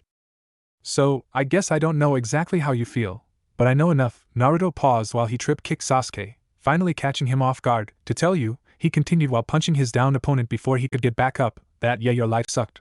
But at least you haven't spent the last year dodging assassination attempts daily. Sasuke had gotten up, his lip bleeding, all tactics forgotten. He charged Naruto with a mad look in his eyes. Look, Sasuke. Naruto was now effortlessly parrying Sasuke's enraged attacks. Yeah, your parents were killed, but at least you got to know them. I never met my parents. Sure, they got taken away from you, but you got, what? 6 years with them? I got an hour. An hour I can't even remember. Now Naruto was on the verge of crying. You gotta look past the pain, Sasuke, remember the good times. And if you ever want someone to talk to about it, come to me, I'll be there for you when you need me. Sasuke stopped his mad attacks. He pulled something out of his pocket, pegged Naruto between the eyes with it, and stormed off. Rubbing his forehead, Naruto bent down to see what Sasuke had thrown at him before he left. It was a 50 Ryo coin. On the road to Konoha present day. Poor kid, the girl he likes blames him for her father's death. Shizen had been sniffling since Jiraiya had told that part of the story. I'm more concerned about the poison. When did it stop? You weren't clear on that. By this point, the only reason Tsunade was going back to Konoha was for the kid. It took them 3 years to realize that they made him immune to poison in the first month. Jiraiya was grinning at this. After all, being immune to poisons was a huge plus for ninja. After a while, Naruto stopped caring. We were lucky all the real assassins had been warned off by Zabuza. Apparently the person who sent him after Naruto had broken a major rule by giving him false and misleading information. What about that shy girl you mentioned, the one with the obvious crush on him? Did he ever notice her? Or did the pink-haired girl stop hating him? Shizen seemed particularly interested in Naruto's love life. Jiraiya was proud. How long was the Uchiha in the academy for? I'd think they'd let him graduate after a year, 2 at the most. Actually, that's an important part of the story. Konoha, 4 years, 8 months, 19 days ago. After the incident with the 50 Ryo coin, Naruto's relationship with Sasuke turned into a full-blown rivalry. Each trying to prove that they were the better ninja, they sought to outdo each other in everything. Their taijutsu spars were the stuff of legends in the academy. Eventually it became impossible for the teachers to declare a victory, although Naruto and Sasuke seemed to have some way of keeping score themselves. The battles would start as soon as the bell rang and only end when class was over. As time went on, their individual strengths and weakness became clear. Sasuke was much faster than Naruto, and every fight he seemed to get faster still. After a few months it was rare for Naruto to get the first hit, and by the end of the year, Naruto would only land 3 or 4 blows. But that was all Naruto needed to land, because what Naruto lacked in speed, he made up in raw physical power. Sasuke was good at reading his opponent's movements, even those of someone as unpredictable as Naruto. Naruto was good at improvising, making up complex plans on the fly, changing from one plan of attack to another as soon as Sasuke figured out what he was doing. Naruto was a stamina monster. After the first 3 fights where Naruto beat Sasuke simply by outlasting him, Sasuke worked on becoming more and more efficient in his attacks and defense, always moving the least amount needed to avoid a blow, never throwing a punch or kick unless he was sure that it would do some damage, or as a part of a plan. Sasuke took his, comparatively, tiny pool of stamina and stretched it as far as it would go. In the second year at the academy, they began learning the basics of ninjutsu. Naruto had a lot more experience than Sasuke, especially when it came to actual jutsu, but Sasuke was a natural, his fingers longer, thinner and more flexible than Naruto's. He quickly used his natural speed and flexibility to catch up to, and then surpass Naruto in terms of hand-seal fluidity, allowing him to theoretically fire more jutsu off faster than Naruto. Naruto's physical stamina carried over to his chakra as well. While Sasuke could cast more in a short period of time, Naruto could keep casting long after Sasuke died of chakra exhaustion. There were 2 areas that Sasuke had a clear lead over Naruto in: genjutsu, which Naruto lacked all but the most basic skills in, and the actual schoolwork. Naruto was still having difficulty with written tests. He would read questions wrong, put answers down in the wrong spot, or just completely blank out. The fact that Sasuke had him beat in these 2 things drove Naruto nuts, and ensured that Sasuke kept the number 1 spot in the class. Sakura had changed the most, but not in a good way. After the shock of finding out that Naruto had a hand in her father's death, she seemed listless for weeks, before seemingly deciding that the best way to get Naruto back for the pain he caused her was to devote herself to his eternal rival Sasuke. Becoming one of his many fangirls, always cheering the loudest when Naruto lost, punching him if he tried to talk to her, and ignoring him the rest of the time. It was official, Hinata hated Sakura. At first it was just a little jealousy, because Naruto liked Sakura and barely seemed to notice her, but after Sakura trampled Naruto's heart in the mud, she wanted to kill her. If only she had his confidence, maybe there was something she could do about that. Shikamaru and Choji were largely unchanged, still the same middle-of-the-road average. And neither of them were really interested in being more than that. Konoha, 3 years, 4 months, 2 days ago. Sasuke was frustrated. No matter how hard he tried, Naruto was always right behind him, always pushing, never letting him rest on his laurels. And worst of all, despite their similar painful pasts, he was always cheerful. It drove Sasuke mad. Why were they so different, and how was Naruto so strong if he was so happy? Sasuke had given up everything in his quest for vengeance, and Naruto seemed dead set on proving that you could be happy and strong at the same time. So Sasuke found himself stalk following Naruto around in an attempt to find out just what Naruto's secret was. So far Naruto had just wandered around Konoha for an hour, only stopping to eat a prodigious amount of ramen. Is this all he does? How is he so strong if he doesn't actually train? Sasuke mumbled under his breath. It's not his training time for another 37 minutes and 45 seconds. Sasuke nearly jumped a foot when he heard a soft voice directly behind him. Hinata? Are you following me? No, Naruto. Something she had said just clicked in Sasuke's mind. I have to say, the fact that you Naruto's schedule down to the second is creepy. He has the same schedule every day, it's not hard. Normally you stutter a lot more. And in Naruto I isn't here, Hinata said, blushing crimson. I see. So what does he do next? He goes to Training Ground Zero. Follow me. Hinata led Sasuke after Naruto. Sasuke was impressed. She followed him like a ghost. Sasuke wasn't even sure that he would ever notice her if she was following him. Eventually they came to a blasted wasteland that stretched from one edge of Training Ground 7 to a ravine almost half a mile away. The fact that Sasuke couldn't remember anything like this being on the maps of Konoha he had seen was lost by what filled the training ground. There were hundreds of Narutos grouped into 10s and 20s, each group doing something different. So, what did we learn today, guys? Naruto spoke to his copies. You all know the drill, disperse in groups of 10 with 10-second breaks in between. Naruto sat down in a meditative pose as the copies dispersed. Half an hour later, when the last group disappeared in a puff of smoke, Naruto stood up. Oh, so that's what I was doing wrong. Okay, now that problem's solved, let's get to work on the next bit, yeah? Kage Bunshin no Jutsu. Once again there were hundreds, if not thousands, of Narutos in the field. Alright guys, get back to work. A Bunshin Jutsu? That's Naruto's worst jutsu. Sasuke stayed the entire time Naruto was there, watching him, trying to figure out what drove him. He came back twice a week. Konoha, 2 years, 11 months, 17 days ago. Uchiha Sasuke was nervous, and he hated being nervous. The civilian council had summoned him to its chambers for an important meeting. But the council wasn't here. Instead of the usual 20 members of the civilian council, there were only 3. At the head of the table sat the 3 elders. In the center was the bandaged Shimura Danzo, whose lone cold eye sent shivers up Sasuke's spine. On his right was the bearded and bespectacled Mitokado Hamiura. On Danzo's left was the sour-faced Udatane Koharu. Sasuke couldn't figure out what he'd done to get summoned by the elders. We called you here to discuss your outstanding success in the academy, Danzo began, his voice flat and emotionless. We wish to invite you to join a special subgroup of ANBU. Of course you will graduate at the top of your class. You need not worry about getting the Rookie of the Year award. Koharu reassured Sasuke. You may take the Chunin exams at later date if you're not satisfied with a field promotion. By joining you are not disqualifying yourself from anything, Hamiura said in a bland, bored voice. Sasuke blinked in shock. They wanted him to join ANBU. He must be doing something right. Itachi was 13 when he joined ANBU and he was only 9. But he only really started to get strong because of Naruto. What if it was Naruto that made him strong? Does this offer apply to Uzumaki Naruto as well? Academically he's not that far behind me, and we're pretty evenly matched in terms of skill. He's slightly better at taijutsu while I hold the edge with ninjutsu.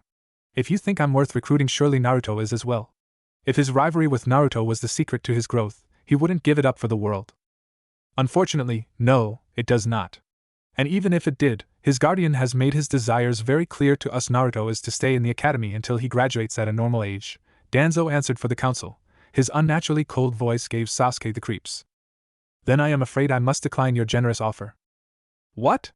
Koharu screeched, jumping up from her seat. What does that demon have to do with advancing your career? From the power you so clearly desire.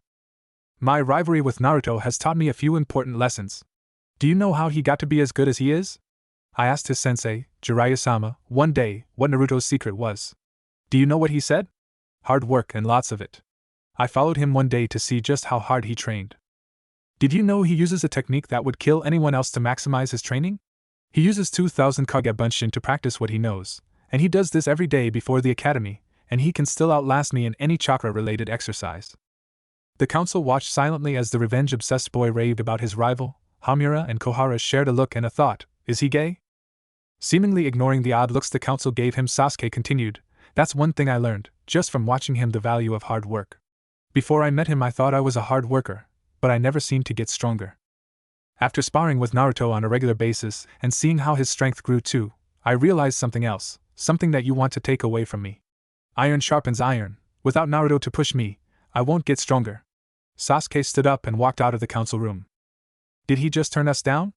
Hamiura blinked in shock. We really need to remove Naruto if we want to proceed with our plans. Why don't we kill him ourselves? Koharu grumbled. Sure, he seems to be immune to poison, probably because of that damn fox, but I bet he's not immune to beheading. No, that would be too obvious. Then we would have to deal with Jiraiya, and he's already snooping around, Hamiura pointed out. I will deal with them myself. Danzo's cold voice brought the conversation to an end. Road to Konoha, present day. Jiraiya, how do you know all that? Surely you weren't there during their conversation. You aren't just making things up now, are you? Tsunade was skeptical about his information on the Elder Council's meeting, especially the bit after Sasuke left. I'm a spy master. Almost nothing goes on in Konoha without me knowing about it. Jiraiya-sama, why didn't you stop the poisonings yourself then? Just because I know who's doing it doesn't mean I have enough physical evidence to stop them. Besides, I didn't want to make martyrs out of them by just killing them myself. I needed a court to find them guilty, to show others that Konoha considers it a crime to poison children, no matter what they hold inside of them. So what happened next? Well, I guess the next really important thing happens just before the start of Naruto's last year in the academy. Konoha, 1 year, 11 months, 9 days ago. Hey, Erosenin, what are we doing all the way out here? Well, kid, since you finally mastered your nature transformation and are about to start your final year in the academy, I thought a celebration was in order. Okay, but that doesn't explain the ginormous barrel of sake you're carrying. Well, it's part of your gift. I hope you don't expect me to actually drink that much sake. I could bathe in it if you wanted. You'll see. Just wait till we get to the top of this hill. A few minutes later they came to a large clearing on the large flat top of the hill. It was bisected by a large waterfall and surrounded by trees. Ah, here we are. It's out of the way enough to be private, but it also overlooks the second best peeping spot in the whole village. Crossing his arms, Naruto scowled at his sensei. I seriously hope you don't expect me to join you in watching the women bathing, you pervert. I'm no pervert. I'm a super pervert. I know, we've had this conversation before, Naruto interrupted Jiraiya before he could get going. Now, what are we here for, Erosenin? Placing the large sake barrel he had been carrying over his shoulder on the ground, Jiraiya said, Pay attention, this is part of your gift. Jiraiya bit his thumb, drawing blood, and began to form hand seals, calling the name of each one as he made them. Boar, dog, bird, monkey, ram, Kuchiois and Ojutsu. Slamming his hands on the ground, Jiraiya summoned Gamma, keeper of the Toad summoning scroll, and Jiraiya's good friend. This is the summoning scroll for the Toad contract. I believe it's time for you to sign the contract like your father before you. Congratulations, you've earned it. Ever since Jiraiya-sensei, Naruto would never admit to thinking of him like that, had summoned that large scroll. Naruto's eye itched. Now if it was his right eye, the one with the purple band in his iris, he wouldn't be surprised, but this was his left eye, the normal one, and as the itching grew to a burning, Naruto became worried. It's making my eye itch, are you sure it's a good idea? I can't see how it could hurt. Now bite your thumb and write your name in blood on the contract, then make a handprint of your right hand underneath your name. Jiraiya unfurled the scroll to the first empty spot, right underneath the name of Naruto's father, Namikaze Minato. Seeing his father's name, Naruto swallowed and approached the scroll, still ignoring the burning in his eye. Naruto bit his thumb and wrote his name, all the while his eye was burning. As he made his handprint, 3 red tears fell from his eye, landing right next to his handprint. Bringing his left hand to his face, he brushed the moisture from his cheek. I'm crying tears of blood again. I wonder what it means, Naruto thought. Hey, Ero-sensei, is something wrong with my eye? Naruto turned to Jiraiya and looked at him with now matching eyes. Your left eye matches your right eye now, kid. Jiraiya stared at Naruto's now matching multicolored eyes. The first time his eye changed when he was nearly killed, but his second eye changed when he signed a contract scroll. And that color, why do they remind me of? No, it can't be, I'm imagining things, Jiraiya thought to himself. Out loud he said, put as much chakra into the summoning as you can. I want you to summon Gamabunta, the Toad boss, on your first try. The sake is for him, to commemorate you signing the contract. Naruto bit his thumb, made the hand seals, slammed his hands on the ground and tried to force as much chakra as he could into the summoning. Oddly, he felt nothing. No matter how much chakra he poured into the jutsu, nothing seemed to happen. His chakra just seemed to swirl around, going nowhere. Just as he was about to admit defeat and ask Jiraiya what he was doing wrong, Jiraiya spoke from behind him. KK kid, JJ, just how much CHCH chakra did you put into that? Noticing Jiraiya's stutter, Naruto felt a ball of dread grow in his stomach. Turning around and looking up, Naruto's jaw dropped. They were surrounded by toads. Hundreds and hundreds of toads, from tiny tadpoles to the mighty Gamabunta. Every toad on Mount Myaboka must have been summoned here. Mouth opening and closing like a fish, Naruto finally managed to squeak out a single, oops. We're going to need more sake, Jiraiya croaked. Ah, Jiraiya, it seems you have found him at last. A giant, wrinkled, gray-brown toad with squinted eyes and a large, oddly shaped square hat and a necklace with the kanji for oil on it was the first to speak. Are you sure? What are you doing here? Surely he couldn't have summoned all of you. Jiraiya stared at the surrounding toads, wondering just what had happened. The call we answered was both more ancient and binding than the one written in the scroll. WW, what do you mean? Naruto managed to stutter out. Walker of many roads, you bear the gift of the one who made us long ago. When you call, we are honor-bound to answer you. No blood or chakra may be taken from you to summon us, young summoner. All you need to know is how to summon us. Information contained in the seals on the scrolls of summoning. Find the scrolls, sign them, and the summons bound to the scroll will answer you. Any summon will obey you, even if you haven't signed its scroll. But the Agama Sannin raised its voice. Remember this, for the long journey ahead. There are many roads often tread lying before you. Ignore them and make your own path. Break the cycle, Namikaze Uzumaki Naruto. Free us from the chains of hate encircling the world. The Agama Sannin closed his eyes and drifted off. Soon he was snoring peacefully. Does he just fall asleep like that often? Naruto wondered out loud. Only after he's gotten himself worked up over something, Brat, a large rust-colored toad, with a scar next to one eye and bright red markings around his eyes, lips, and the top of his head.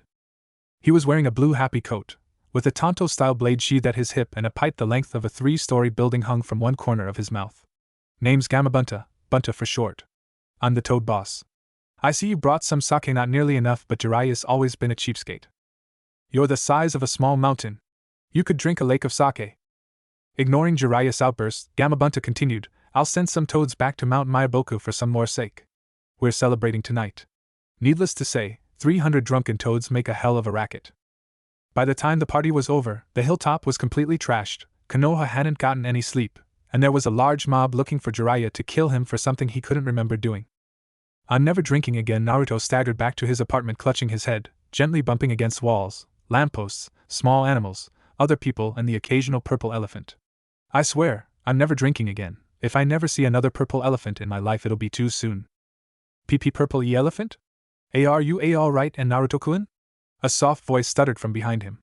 Unknown to him, Hinata had followed him and Jiraiya last night, silently cheering when Jiraiya had offered him the scroll, crying when she saw his eye bleeding, and cheering again when he got his second eye.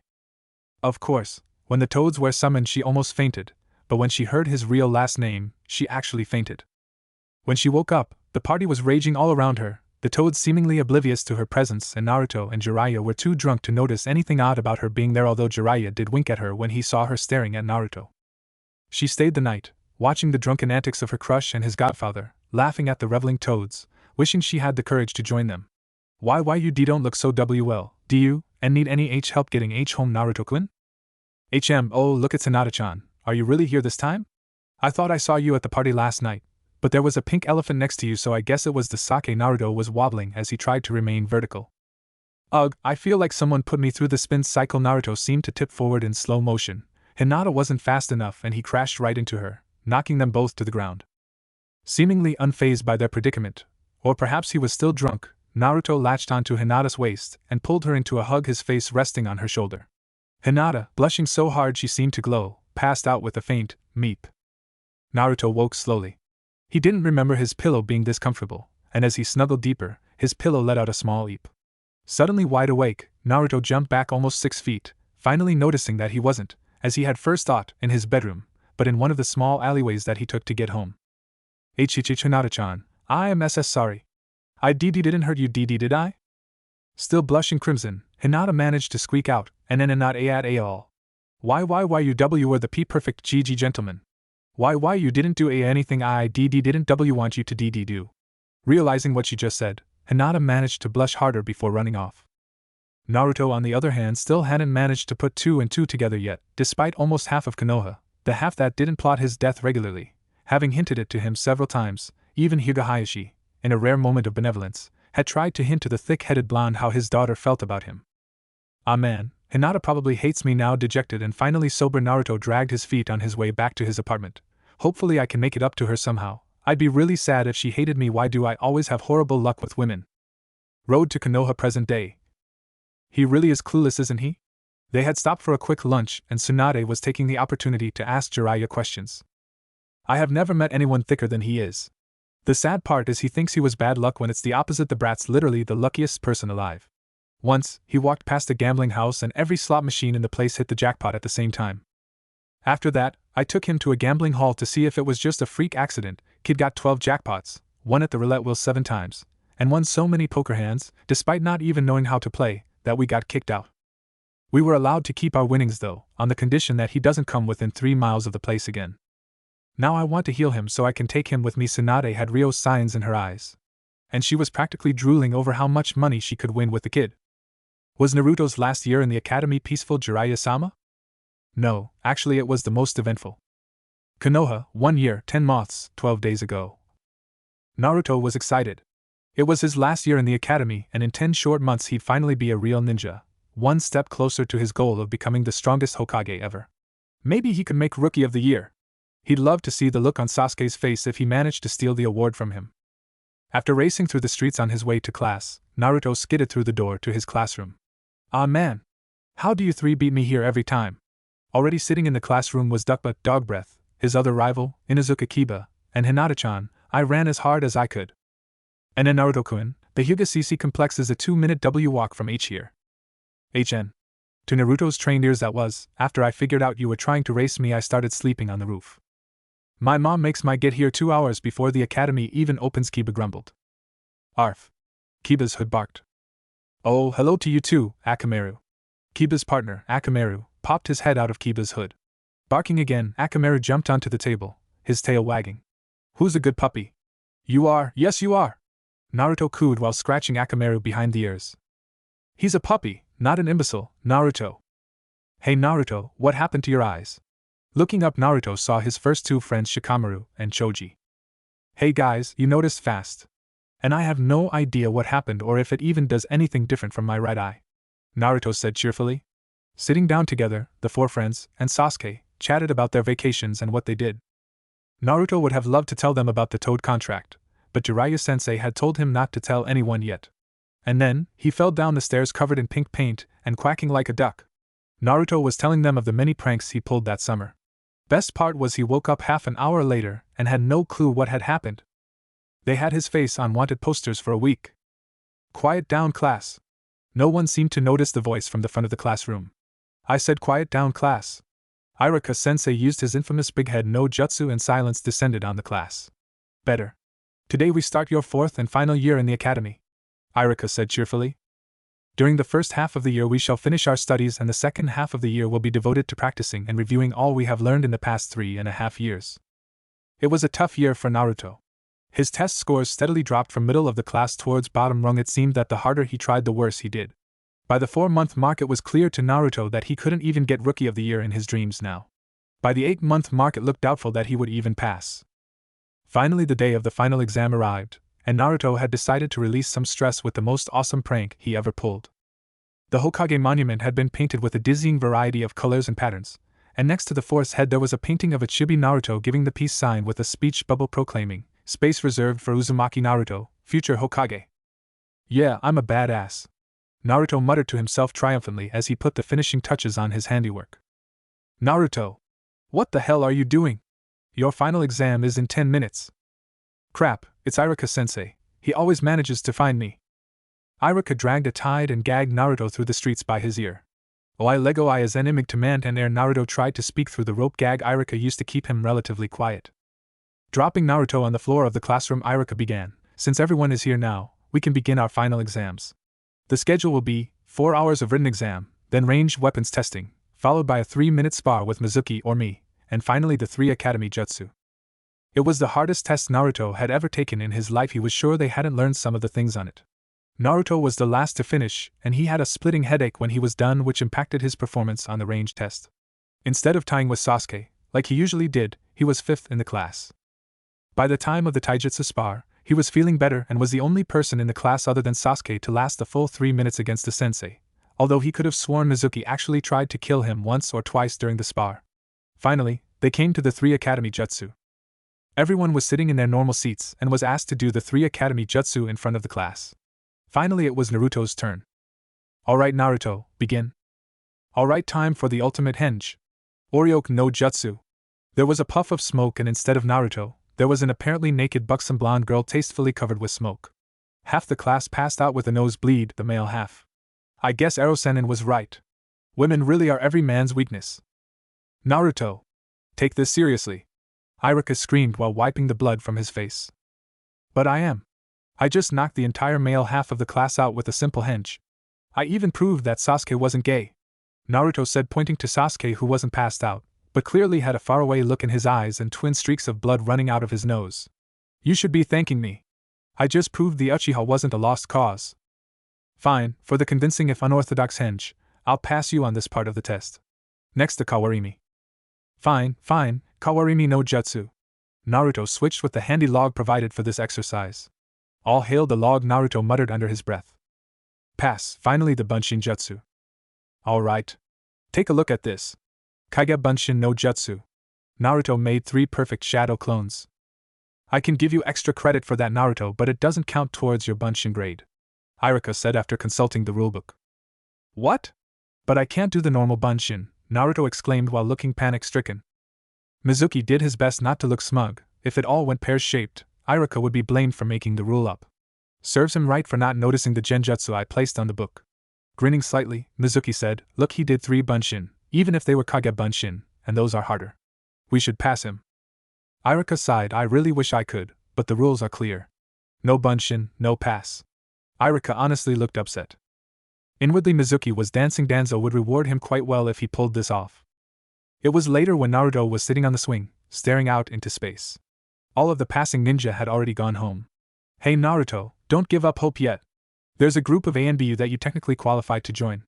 All you need to do is pass the initiation test. You see, there's this scroll of seals in the Hokage's office that you have to get. Chapter 11, X, The Scroll of Seals. Road to Konoha present day.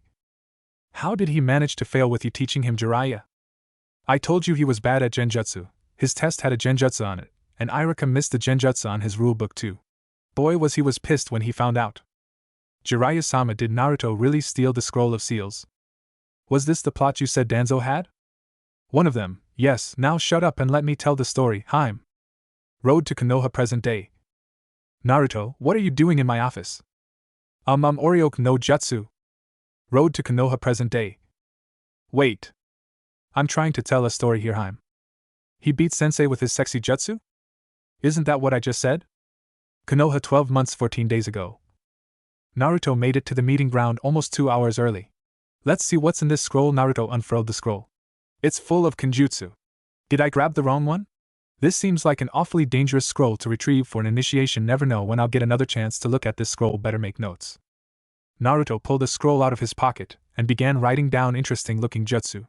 The first jutsu is the Kage Bunshin and its derivatives, Tajua Kage Bunshin no Jutsu. I didn't know that had a name, Bunshin Daibakuha. Oh, that sounds fun, the ability to make my clones explode?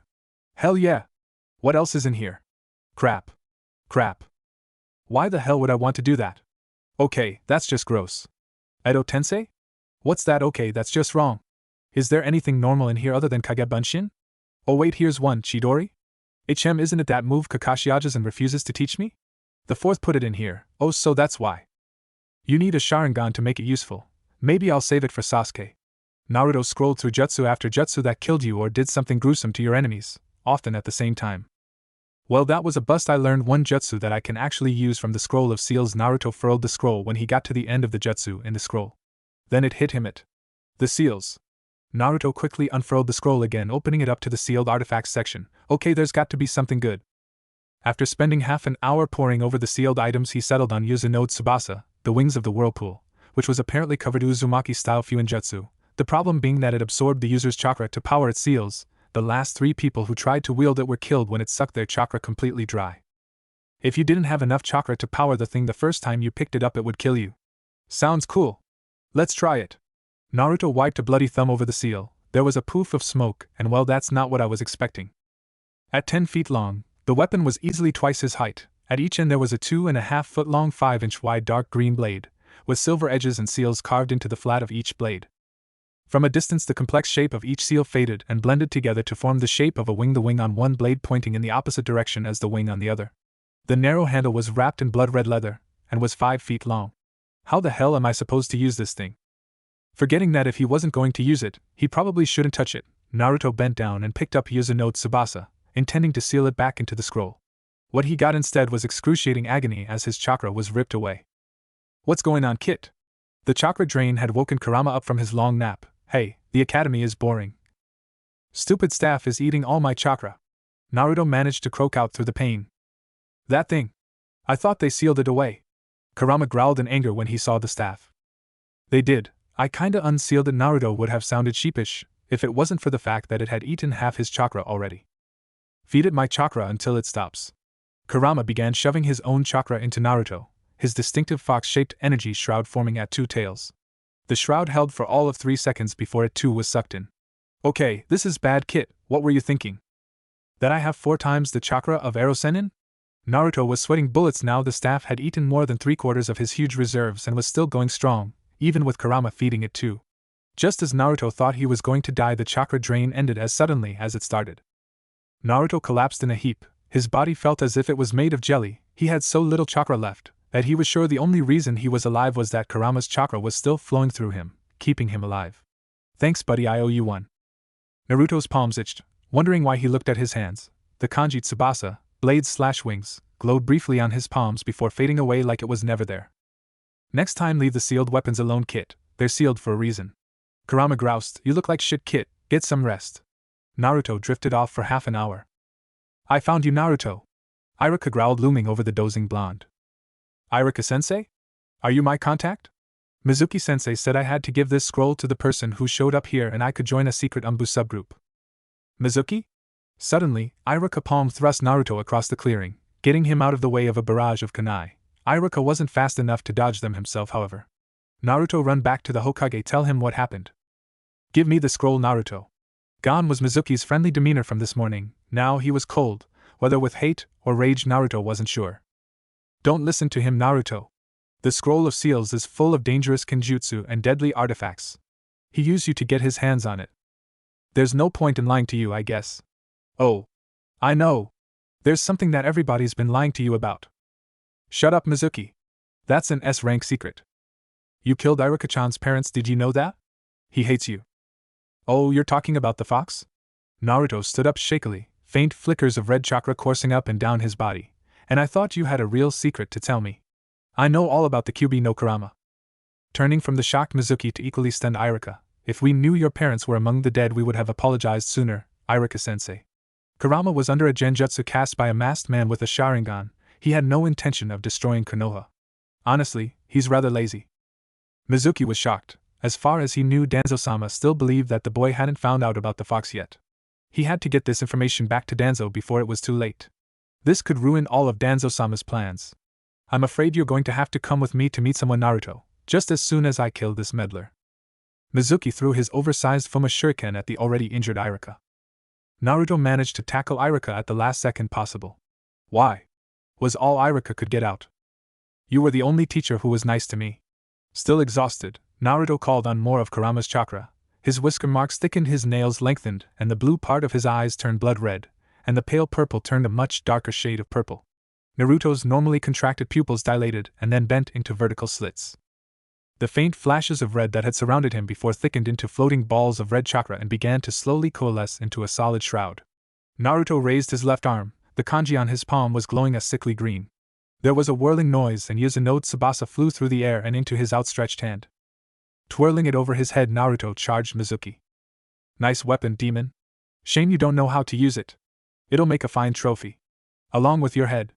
Mizuki rushed in, only to be stopped by a flash of silver green he narrowly avoided. Naruto had swept low, forcing Mizuki to jump to avoid losing his legs. Spinning the blade around his shoulder, the other attack came at Mizuki from a high angle, while he was still in the air. Mizuki managed to block the attack with a kunai, but the force of the swing was enough to send him crashing back to the ground. Standing up, Mizuki saw his kunai was almost cut all the way through. Shit, this is bad. Mizuki threw the damaged kunai at Naruto, who batted it out of the air. Pulling two kunai out, Mizuki advanced cautiously this time. He managed to parry the first few attacks without damaging his kunai by making sure to only parry with the point of the kunai against the flat of the blade. But even though he was managing to keep his weapons intact, the superior range of Tsunade Tsubasa prevented him from getting close enough to directly attack Naruto. Just as Mizuki felt he was getting used to Naruto's twirling style of combat, Naruto jumped backwards and changed his grip on his weapon. Instead of holding it in the middle, like a staff, he held it at the back, like a spear. Despite the increased range, Mizuki was relieved. He can't thrust as fast with one blade as he can swing with two. I've got him now! Dodging out of the way of a thrust aimed at his head by tilting his upper body to the left, Mizuki began to close the distance. Dodging the next two thrusts easily, Mizuki's confidence began to grow. Dodging the fourth and fifth attacks, Mizuki was almost in range. Suddenly spinning his weapon around, Naruto now held it towards the front. What's he up to? All that weight behind him will work against him. Naruto seemed to overextend his last thrust. Yes. He's mine! Mizuki charged and raised his weapons for the killing stroke, and only barely noticed the smirk on Naruto's face before lightning bolts shot out of the handle and blade, stopping Mizuki in his tracks.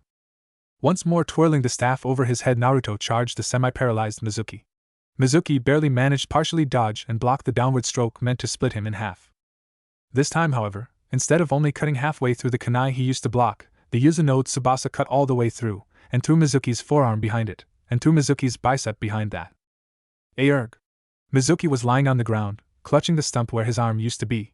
His eyes widened as he saw the Tsunade Tsubasa descend, Naruto clearly meaning to decapitate him with this swing.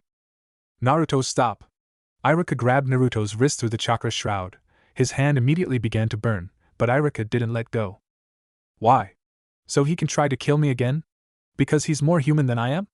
Naruto's voice was deep and animalistic under the effects of his two-tailed chakra shroud. Of course not. If anyone hears a monster, it's him, but Naruto, he might have valuable information. Iruka was still holding Naruto's wrist with his blackening hand. At the very least, he's a traitor, and being killed in these woods is more than he deserves. Take him back to Konoha and let the third pass judgment on him. Naruto's chakra shroud slowly died down. Sensei! Your hand! Naruto finally realized what had happened to Iruka's hand. With tears in his hand, he asked, why? Because if you killed an unarmed prisoner, then you would have taken the first step to becoming the monster he wanted you to be. No, I meant, why are you so nice to me? Even now, knowing that I know about the fox, that I'm friends with the fox, how can you be so concerned about me? I saw a lot of myself in you, Naruto. We're both orphans, both pranksters in the academy. I'm sorry I didn't do a better job as your teacher. If I had allowed myself to play favorites, you'd have been mine. Iruka collapsed, leaning against a tree. Come here, Naruto, I have a present for you. Iruka tiredly beckoned Naruto over to him. Close your eyes. Naruto felt his goggles slip off, then something else was clumsily tied to his forehead. Sorry, my left hand's a little stiff, Iruka said while tying the knot. Open your eyes. Naruto opened his eyes to see a tiredly smiling Iruka, who wasn't wearing his hataite anymore. What is it? Holding up Naruto's goggles so he could see his reflection, Iruka said, I know it's not Ambu, but congratulations, you pass. Iruka tried to stand but fell over. Could you help me up? Naruto helped Iruka up, after making 3 shadow clones to tie up and carry Mizuki. Together they headed back to town.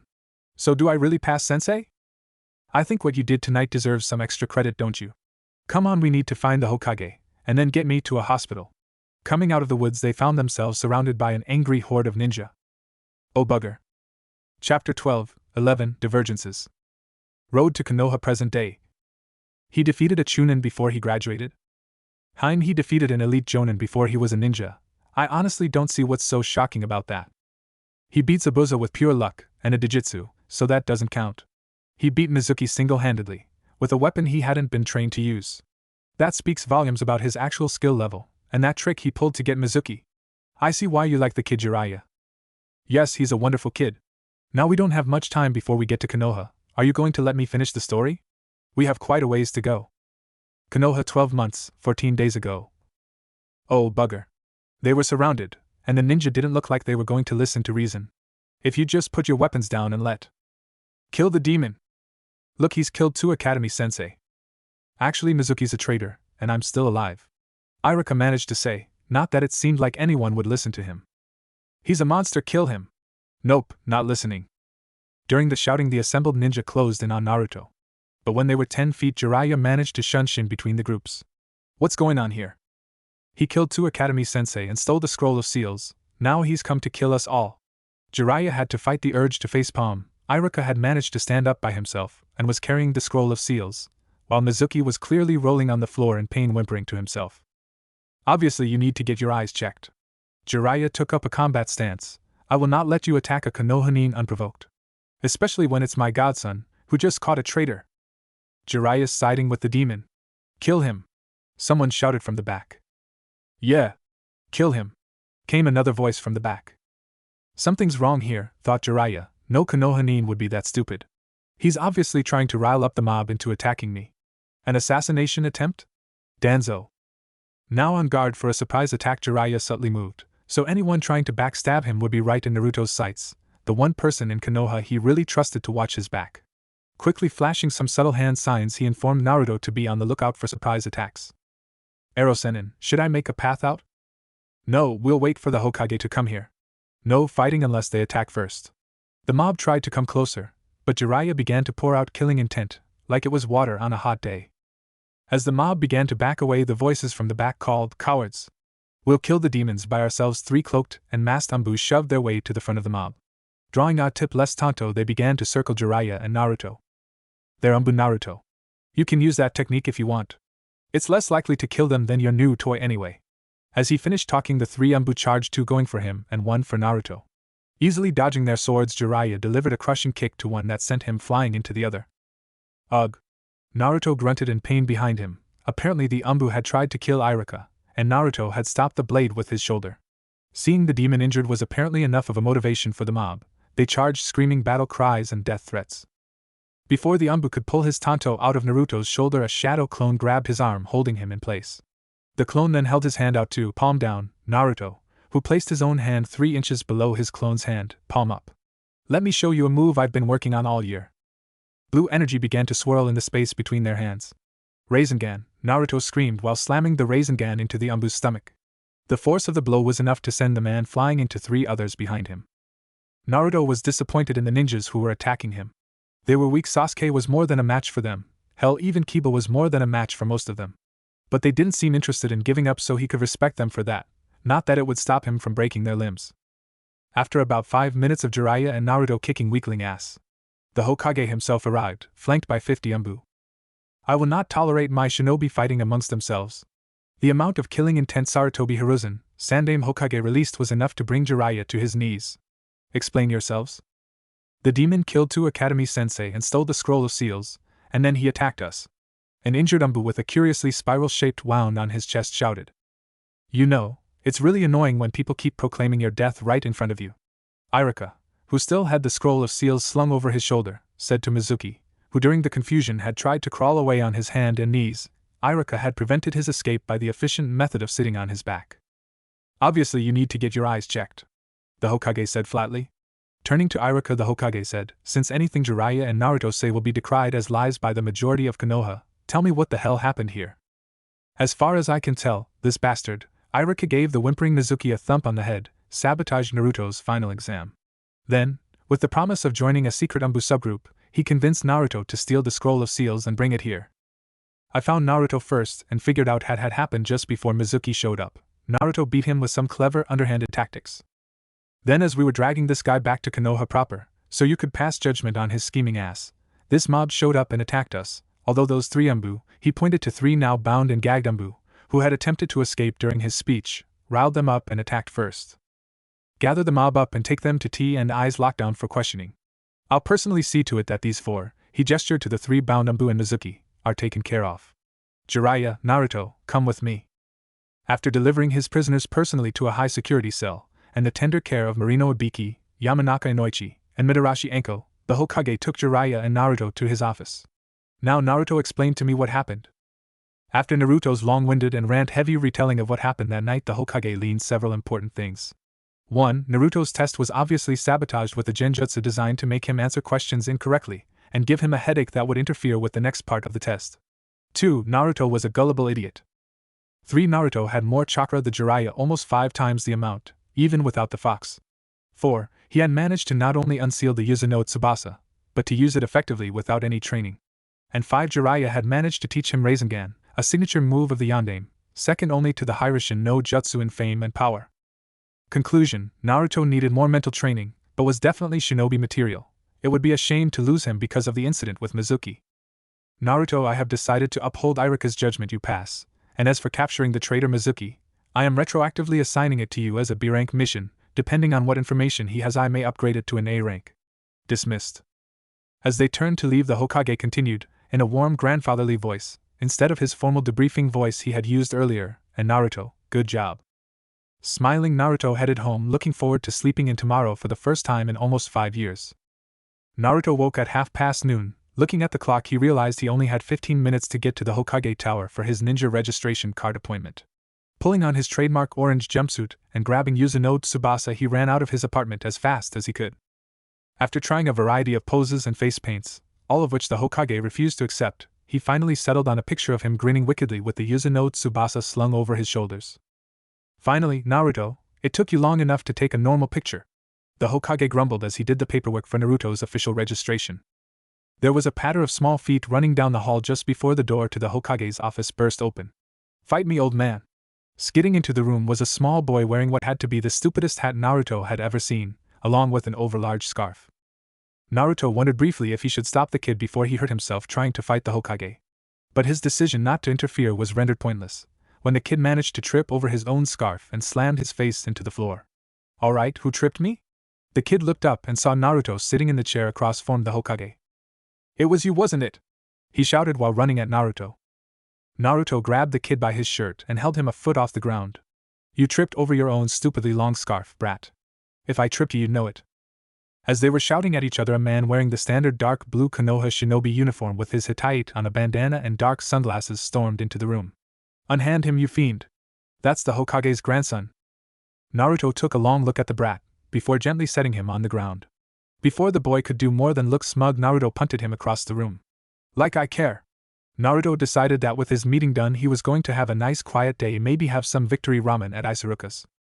The main problem was that the brat from the Hokage's office had been following him for hours. Okay, I've officially had enough, are you even trying? He said to the kind who was trying to hide behind a sheet painted to look like the wooden fence he was standing next to. Unfortunately for him, he was holding it sideways and his fingers and toes were clearly visible. Wow, how'd you know I was there? I've been trying to ignore you for hours, you really need to work on your stealth. You were able to see through my perfect disguises? The rumors about you must really be true. I'll tell you what, you teach me the jutsu you used to defeat the old man and I'll call you boss. Needless to say, the chance to corrupt the kid made him agree to it. He'd love to see the old man's face when the kid, Konohamaru apparently, used this techniques on him. So what do you have against the old man anyways? Naruto was quite curious about what would drive a little kid like Konohamaru into doing something as suicidal as charging the Hokage with a kunai. I'm named after the village, easy name to remember, right? Konohamaru looked sad as he began telling his story. But no one ever calls me my name, it's always honorable grandson or something, all they see is my grandfather. If I beat him and take the title of Hokage, then they'll definitely recognize me as me. I would be free of the shadow of the Hokage. Naruto interrupted him with a bop on the head. Idiot, being Hokage is a lot more than that, it's not something that you can take. You have to earn it. That's why it's my dream to become Hokage. If I ever become Hokage, that'll mean I've proven that I'm the strongest ninja in the village, the best one to protect it. The Hokage has to be able to give up everything for the village. Even his life. Naruto looked down, or his son. He said quietly. If you want to be Hokage, you'll have to beat me. Become stronger than I am and prove that you'll protect the village better than I can and you'll become Hokage. But it's a hard road ahead, and there are no shortcuts on the way there. Found you. Looking up, saw the man from earlier, Ebisu, Konohamaru's personal tutor. Come, we have work to do, you must master hundreds of jutsu to even be qualified to be Hokage. And you'll never learn them without my shortcuts. No way. Boss is a way better teacher than you. I already learned the technique he used to beat the old man. Watch this, Oryoku no Jutsu. Transforming into a brown-haired version of Naruto's Oryoku no Jutsu, and taking a suggestive pose, he was surprised to see it do nothing to Ebisu. How perverted. You can't stay around that boy any longer. You've gotten dumber already. Kage Bunshin no Jutsu. Naruto surrounded Ebisu with clones. Each clone then made the hand seal for the Oryoku no Jutsu. Harem no Jutsu. Suddenly being surrounded by 30 noble blondes was more than Ebisu could handle. He crumpled to the ground, nose gushing blood. That was awesome, boss. You defeated him with one move. Konohamaru looked thoughtful for a moment. If you're going to be Hokage and I want to be Hokage, that means we're rivals, huh? Nothing wrong with being rivals, I already have 2 other people who consider me their rival. One of which you could call my best friend. And Eret waved as he left. I got a busy day tomorrow. I need to get ready. Later, Konohamaru. Konoha 12 months, 13 days ago. Naruto was running late. He didn't want to put away his goggles. After all, they were the best birthday present he ever got. But he wasn't sure where to wear his Hittite. After half an hour of tying it to random parts of his clothes and body, he settled for the standard on the forehead location and just pushed his goggles onto the top of his head. I can't believe how late I am. Naruto was the last person there other than Iruka-sensei. Naruto waved to his few friends as he came in. Noticing that Sasuke was looking more emo than usual, Naruto decided to see what was wrong. A duck, but what's wrong? We just graduated. You shouldn't look so grim. But Sasuke was apparently so far into his own little world that he didn't notice. Naruto. Leave Sasuke-kun alone. In the years since they stopped talking to each other, Sakura's personality had devolved into pure mindless fangirl. Sometimes Naruto thought he saw flashes of the strong-willed, courageous girl she used to be. It really broke his heart. Ignoring her, Naruto tried to look Sasuke in the eyes, but the angle was all wrong. Finally, hoping on the desk in front of Sasuke, Naruto poked Sasuke in the forehead, forcing him to look up at Naruto. Sasuke's eyes widened fractionally. Naruto, what are? But unfortunately for everyone involved at that moment, the student behind Naruto decided to stretch. He bumped into Naruto, knocking him forward, straight into Sasuke's face. You doing here? Sasuke actually managed to finish his sentence despite the near-fatal, at least as far as Naruto was concerned, kiss. Naruto, on the other hand, was rolling on the floor, clutching his throat, his skin an unpleasant green color. The only noises he seemed capable of making were gagging ones. Naruto, why did you have ramen for breakfast? Sasuke asked the gagging Naruto. I'm sure that can't be healthy. No wonder you're so short. The rest of the class was shocked by Sasuke's non-reaction. Maybe he really is gay was the thought of the majority of the males in the class. The women in the classroom only had one thought at the moment: kill. They descended on the defenseless Naruto like a swarm of angry hornets. Sasuke had propped the unconscious Naruto in his usual seat. Please tell me that was a horrible nightmare, Naruto said to Sasuke when he woke up. The beating or the kiss? Both? Nope, both happened. How can you be so calm? Or was that not your first kiss? I'm just glad you managed to pass. I was worried when you failed the other day. You're my rival. If you do badly, I look bad. While they had been talking, Iruka-sensei had come into the room and started calling the names of graduates and assigning them to teams. Team 7 will be Uchiha Sasuke, Uzumaki Naruto, and Sasuke fist bumped at this piece of news. And the whole room was silent. Every girl in the room had their fingers crossed. The boys were smart enough to keep their mouths shut. Kami forbid they made a noise and the girls couldn't hear who was the third team member. Hyuga Hinata. Present-day road to Konoha. Did you have something to do with the team formation? That was actually all Kakashi. He pitched the idea as Team Dijutsu that, and he said those three together would have no weak ranges. Hinata as close-range taijutsu specialist, Naruto as mid-range taijutsu/ninjutsu user, and Sasuke as a long-range ninjutsu specialist. He said he wanted to create the perfect team. And the council let him get away with it? The council was putting a lot of pressure on Kakashi to train Sasuke. They were trying to get him to automatically pass Sasuke.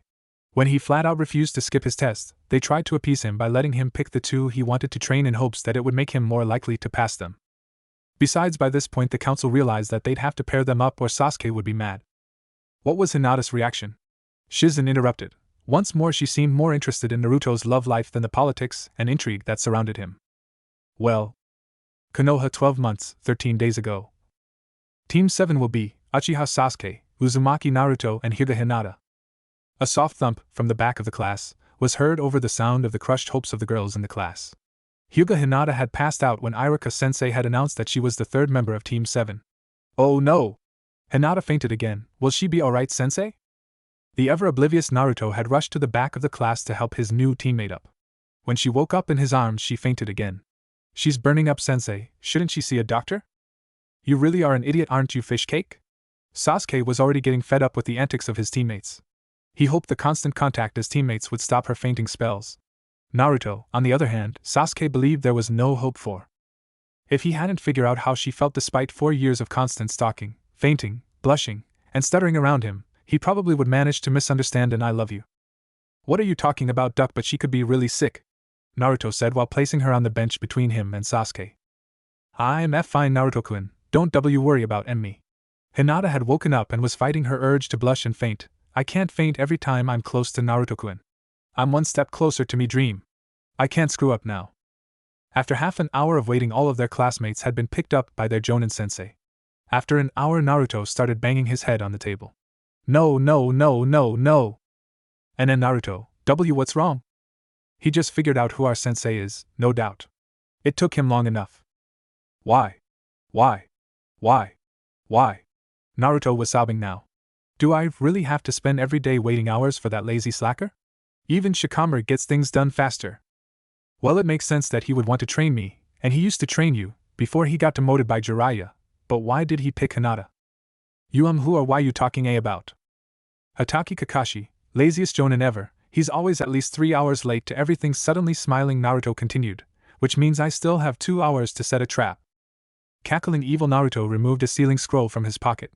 The label read traps. After opening the scroll, Naruto unsealed the contents, revealing several dozen spools of ninja wire, 60 feet of metal chain, a small mountain of kunai, various exploding tags, 7 gallons of pink acrylic paint, 10 gallons of orange paint, an industrial-sized barrel of glue, a 15-pound sack of glitter, 5 metal buckets, a 5-gallon can of cherry syrup, a crossbow with various quarrels including several with suction cup heads, a large bear trap, an actual kitchen sink, 3 rubber chickens, whoopee cushions of various sizes, a ninja log, 3 cinder blocks for large rocks, various rubber bands including one 7 feet across, a 30-pound sack of flour, a large stack of pre-made kick-me signs each with a different person's handwriting, including, Hinata noticed, both hers and Sasuke's, a 12-shelf spice rack crammed with various spices and powders, 3 coconuts, a large watermelon, 30 bags of balloons, a large endel, an old boot, and finally there were 8 identical 30-gallon drums, each with a different label: water, paint thinner, lye oil, soap, liquid, milk, sour, bleach, and honey. Staring at the mountain of stuff, Sasuke said, "You carry all this around with you every day, fish cake?" Sasuke was suddenly glad he hadn't made an enemy of Naruto.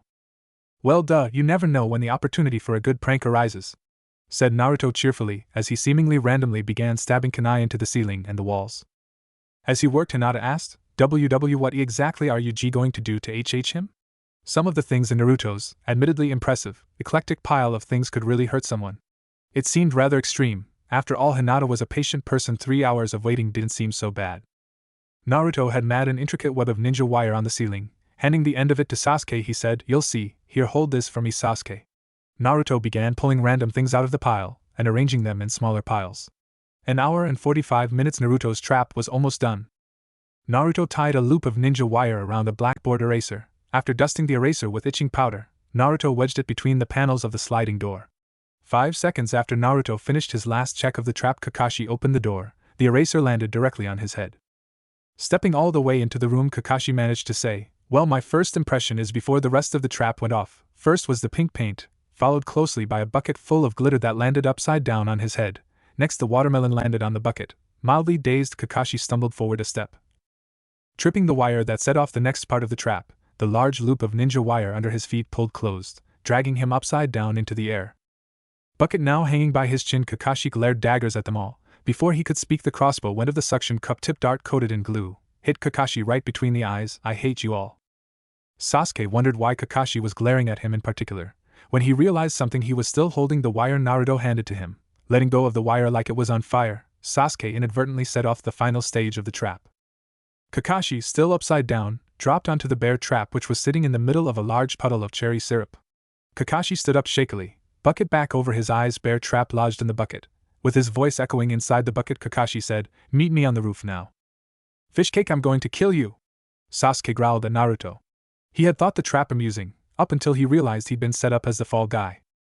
Did you see the look on his face? That was priceless. Naruto was rolling on the floor laughing. I haven't gotten anyone that good in ages. Hinata was trying hard not to laugh at what Naruto had done to their sensei. Sure, it was the funniest thing she remembered seeing in a long time, but she had seen the "Kick Me" sign taped to the back of the bucket, in what she would swear was her own handwriting. She wondered how the blonde managed to forge her handwriting good enough to fool herself. "And then Naruto-kun, how did why you forge my handwriting like thth that?" "Oh, that's easy, I paint it." "What do you mean, fish cake?" Sasuke had noticed sign too. "It's like making a seal. I treat each letter like it's a volatile seal that blows up unless I get it perfect. Give me a sample to memorize and I can forge anyone's handwriting. Come on, let's get up to the roof." On the roof, Kakashi was fuming. He'd seen the eraser, of course, and decided to humor Naruto. But instead of chalk dust, it was itching powder, and it only got worse from there. Take, for example, the bear trap that had bitten into the bucket that had been on his head. Or the acrylic paint in his hair. It would take hours to get it out of his hair. He'd be damned if he had to get a haircut because of this. After having to wait 10 minutes, they finally arrived on the roof. Okay, introductions first. Let's get to know each other. What do you mean, sensei? Oh, you know, likes, dislikes, hobbies, hopes and dreams, stuff like that. Why don't you go first, sensei? Sasuke was trying to be polite after Naruto's attempted framing. Well, my name is Hotaki Kakashi. My likes and dislikes are personal. Dreams for the future. You're too young to know what my hobbies are. There, who's next? Naruto rolled his eyes at Kakashi's non-introduction. He likes salt-broiled sori and miso soup with eggplant and being lazy. He hates sweets and people who abandon the mission and people who abandon their friends he hates more. His hobbies are being late and reading porn in public, and he dreams of being 3 hours late to his own funeral. Naruto was looking smug at the light he shed on their sensei's personality. Anyways, my name is Uzumaki Naruto. I like ramen and training. I hate having to wait, he glared at Kakashi, for anything, and people with no sense of humor. My hobbies are training and pranks, I guess. My dream is to become the strongest ninja ever, and have the village finally acknowledge my existence, before electing me Hokage. Hinata was next, and my name is Hyuga Hinata. I like our red bean soup and cinnamon bee buns, and her voice trailed off and she looked at Naruto out of the corner of her eye before continuing. I dislike shellfish, and hate bee-bullies. I hope to become self-confident, and my dream is to change the way my clan is around when I become clan head. My hobby is pressing flowers, I guess. Sasuke went last. My name is Uchiha Sasuke, the last of the Uchiha. I like tomatoes, and hate traitors. I hope to kill the person who killed my clan, and I dream of rebuilding my clan. Hobbies? Training with Naruto, I guess. Kakashi was mildly impressed with Sasuke's speech. He sounded livelier than he expected. Granted, he was expecting nothing after the HN. Maybe he could stomach teaching them after all. Alright, take the rest off the day off. We'll meet at Training Ground 7 at 5 in the morning for your final exam. Pinky! We already graduated. What do we need another test for? Naruto jumped up at the mention of another test. He didn't suffer through 4 years at the academy only to fail now. Hehe. You'll love this. See, this test has a 66% failure rate. 27 of you graduated. After tomorrow there will only be 9. The rest have to repeat another year at the academy. Then what was the point of the final exam they made us take? To see if you have the potential to be ninjas. Tomorrow's test is to see who has the skill to be a ninja right now. Kakashi stood to leave. Oh, and you might want to skip breakfast, or else you'll probably throw up. Kakashi I smiled at them. Sleep well, he said while waving over his shoulder. As Hinata and Sasuke stood up to leave, Naruto stopped them. Guys, don't bother waking up till 6, and make sure you eat breakfast early. If there's a chance we really will throw up, the solution is to make sure your food digests before you get there. Kakashi Ajisen won't get there until 9 at the earliest. I'll see you there. Konoha 12 months, 12 days ago. Arriving at 9:15, Naruto was the last of his team to get to Training Ground 7. What's up? You guys sleep well? Well enough, fish cake. What about you? I slept fine. What about you, Hinata? Did you remember to eat? Why yes, and Naruto-kun, I slept very well, and I got to have a cinnamon bee bun for breakfast. Hinata said brightly. Hey guys. Good morning. Kakashi strolled into the clearing, humming to himself. You're late. Naruto groused, half-heartedly, so what's this big test? Kakashi held up 2 bells. You have until noon to get one of these from me. The one who doesn't get a bell by noon. Well, Kakashi said, grinning wickedly behind his mask, not only do they fail, they get no lunch, and the ones who pass get to eat lunch in front of them while they're tied to this log. Come at me with intent to kill or you won't pass. Perhaps not the smartest thing to say to this group, but Kakashi was sure he could handle anything they could throw at him. The test begins now. What if Naruto was Sage of 7 Paths? And thanks for watching my video till the end. If you enjoyed this content, then do consider subscribing to my channel, and leave a like if you guys need the next part. Comment down, and thanks for watching the video, and see you guys in the next video.